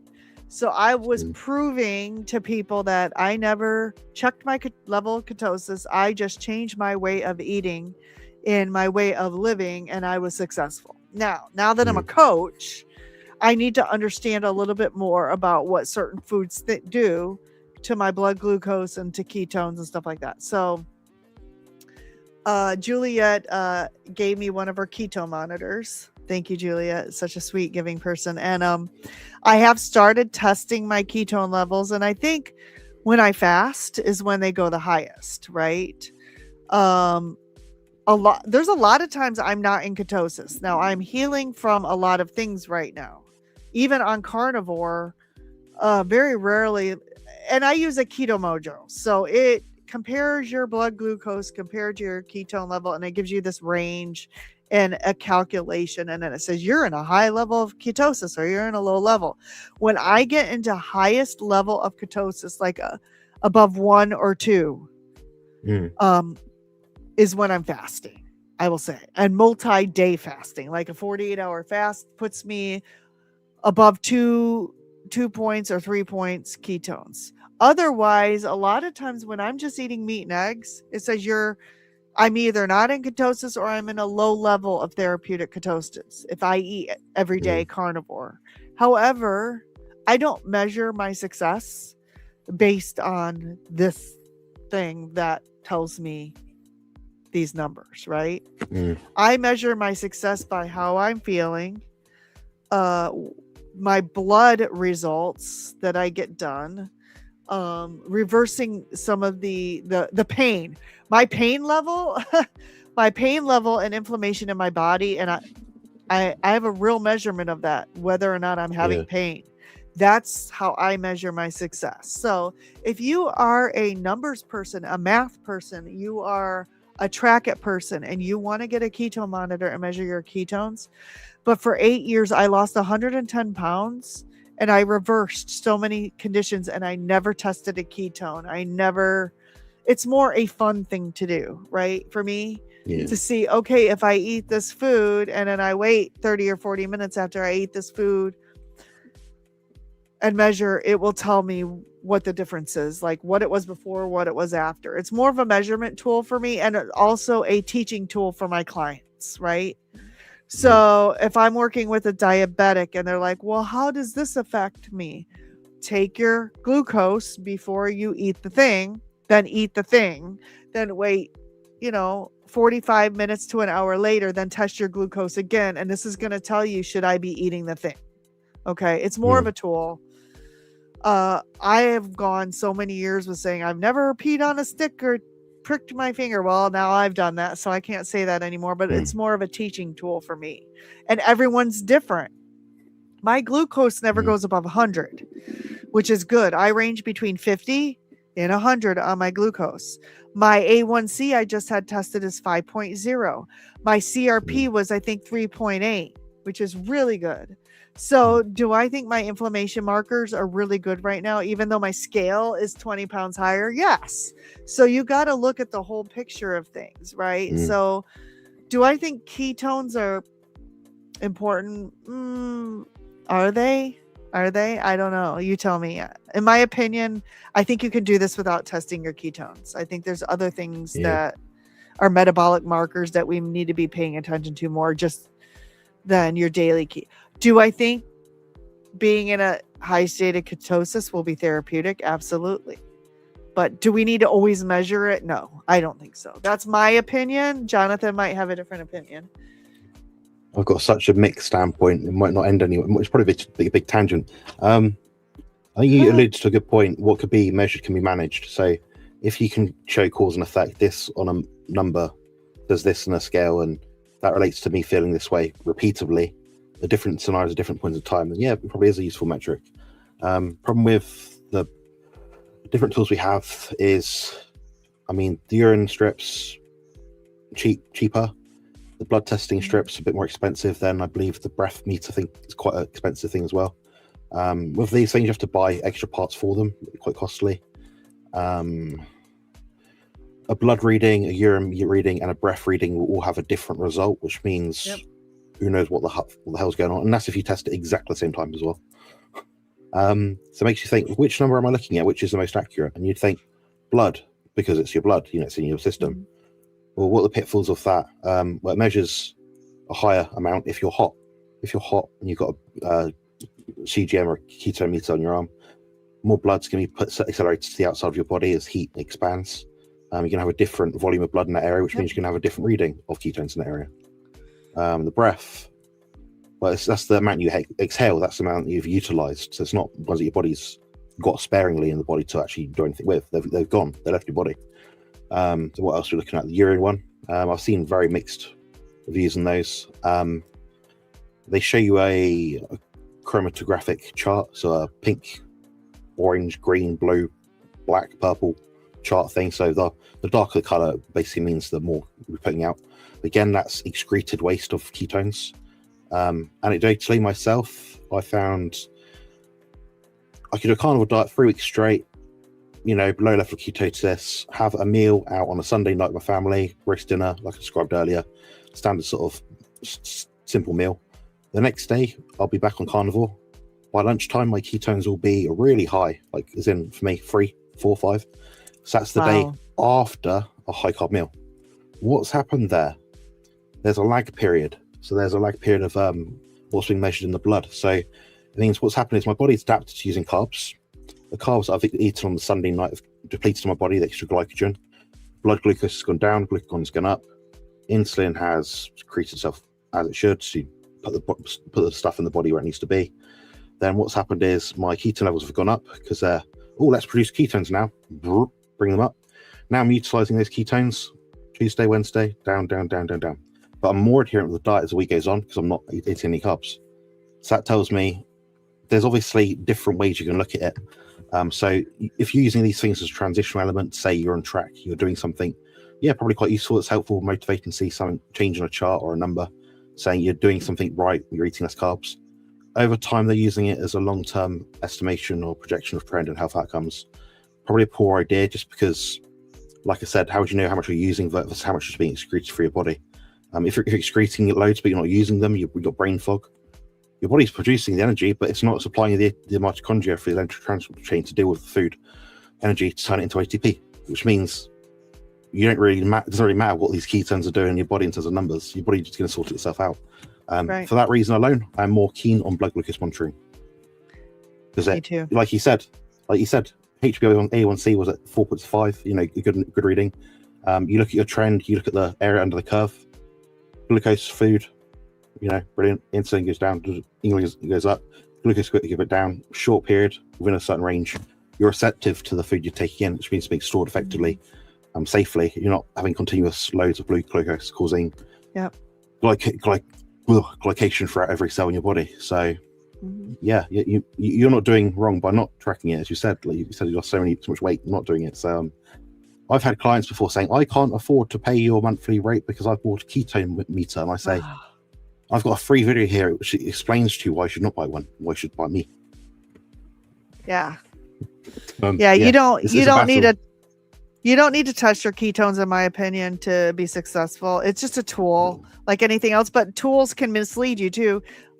Another thing that I was just working with a client on was a dawn effect. And this person is a diabetic, and they mentioned to me, why is my blood glucose always higher in the morning? And then this person started testing it a little bit later in the morning before they had their first meal, and the glucose went down, like their blood. And I'm like, yeah, don't test your blood glucose first thing in the morning, because for some people, because of cortisol, your cortisol is trying to wake you up and get you out of bed, and so it spikes, and so does your glucose, even though you haven't had a meal in 12, 15 hours or whatever, 18 hours. So I had to explain that too, that these tools, are gonna skew things for us. Sometimes they could be, the body is a very mysterious thing, and it does things like spike your glucose first thing in the morning before you've even had any food. So there's some other things going on, but I think you're right. The blood tests, the A1C, the fasting insulin, the CRP, there's so many other ways to find out the bigger picture over time. Now, it's not going to be immediate. You have to go get a blood test done to do these, and you're not going to do that every month. Maybe once or twice a year you can do that. But a lot of people that we've seen in this community who have been honest, these numbers get better over time, and that's going to be your long-term indicator of how well you're doing, right? In my opinion. And I put 20 pounds on, and my A1C the last time I got it tested was 5.1, and that's when I was thinner.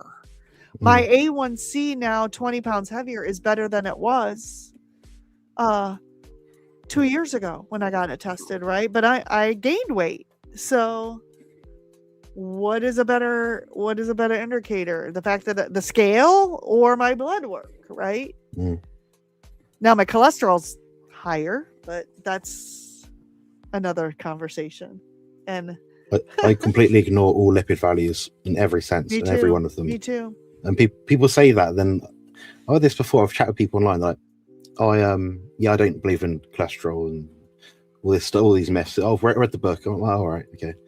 And you'll see them on Instagram, and I post something, and they're like, yeah, my triglyceride or this ratio is a bit bad. I'm like, what is your viewpoint? Because you're telling people one thing and telling me the other. And well, first of all, don't mean anything. This is not medical advice, but when I was feeling like junk, my LDL was in what they consider a good range. My HDL was very low. My triglycerides were okay, but they were higher than they are now. Now that I'm eating high-fat carnivore, my LDL is through the roof. I think it's like 201. My HDL was 98. My HDL, and this was before I started taking berberine, my HDL was 98. My triglycerides are like 45. And they want your triglycerides to be under 150. My triglycerides are like 45. They are so low. HDL through the roof in the 90s. And my LDL is 201, which is high for what a medical professional wants it to be. But guess what is also high? My brain fog has gone away. My brain function is high. My sleep is excellent. My energy is excellent. So my personal opinion is, and honestly, I ran my profile through a model and it says, you are a lean mass hyperrespondent. I'm like, this fat girl that's always been fat is a lean mass hyperresponder. So I actually fit the LMHR profile now, even though I'm not as thin as I would like to be. So I did get a CAC scan done a week ago just to appease my doctor. And I'll be honest with you, even if that doesn't come back zero, it's because of the way I've been overweight for years. I treated my body like trash for years. There could be some damage that is done, right? But do I blame Carnivore for that damage? No, I blame being 300 pounds heavy for 10 years, eating junk, eating processed foods, eating seed oils. There could be some oxidative stress that has happened within my body for a long period of time that caused that CAC score not to be 0. But I can't tell you what that is yet because I don't have the results. But that will be an interesting topic too. I'm fascinated to find out when I get the MRI, what that will say of my heart. Yeah, be interesting. It'd be quite bizarre if they said, "Oh, you've got a blockage." I'm like, I mean, I'm 30 years old, but could I have done that in the 5 years where I was eating crap, like throughout uni? Maybe. It's possible. I was eating a lot of food. I mean, I'm talking like, in terms of macros, like back then, 300 protein, 1,000 carbs, 150, 200 grams of fat. Like a recipe for like Randall psychoactivation and diabetes. I was muscular, so I didn't get diabetes, obviously, but I could see the way it's trending. Like, there's still a certain amount of oxidative stress in your body. Your body will usually try to slow it down by producing less energy, so you get more tired. So your body's not running on these like high appetite signaling state where you sort of do exercise all the time. So it'll try and slow you down. By doing that, you slow your mitochondria down. By doing that, you slow down your rate of recovery down, which means you can't do anything. So you want your mitochondria to be firing high, but not so high that you create more oxidative damage through too much spin. So mitochondria overspin. So that's why it might be in your situation, Amy, when you're doing all this exercise back years ago, 2 hours of cardio and all this stuff. You might have been stressing out your mitochondria, too much oxidative stress.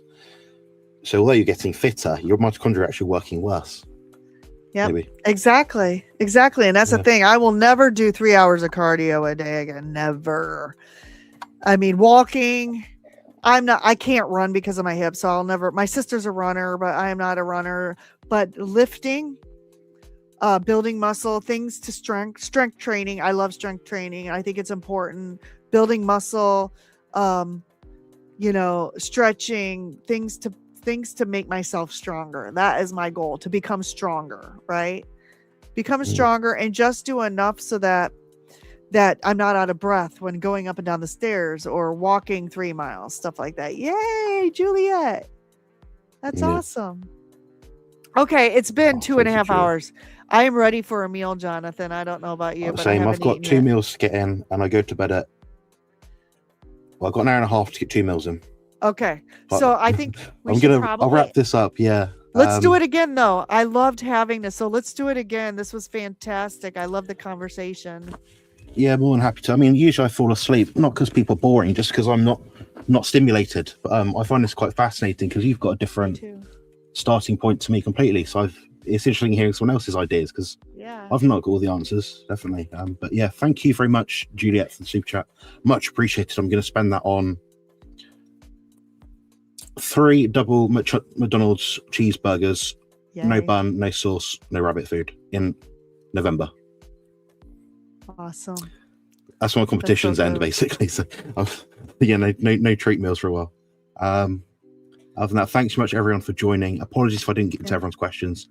I need to find a way to make the screen bigger because they appear literally like so fine. I might make Amy a channel admin as well or something, so you can actually see it then. But yeah, thank you, everyone. I appreciate you being here, and I'm Rick as well.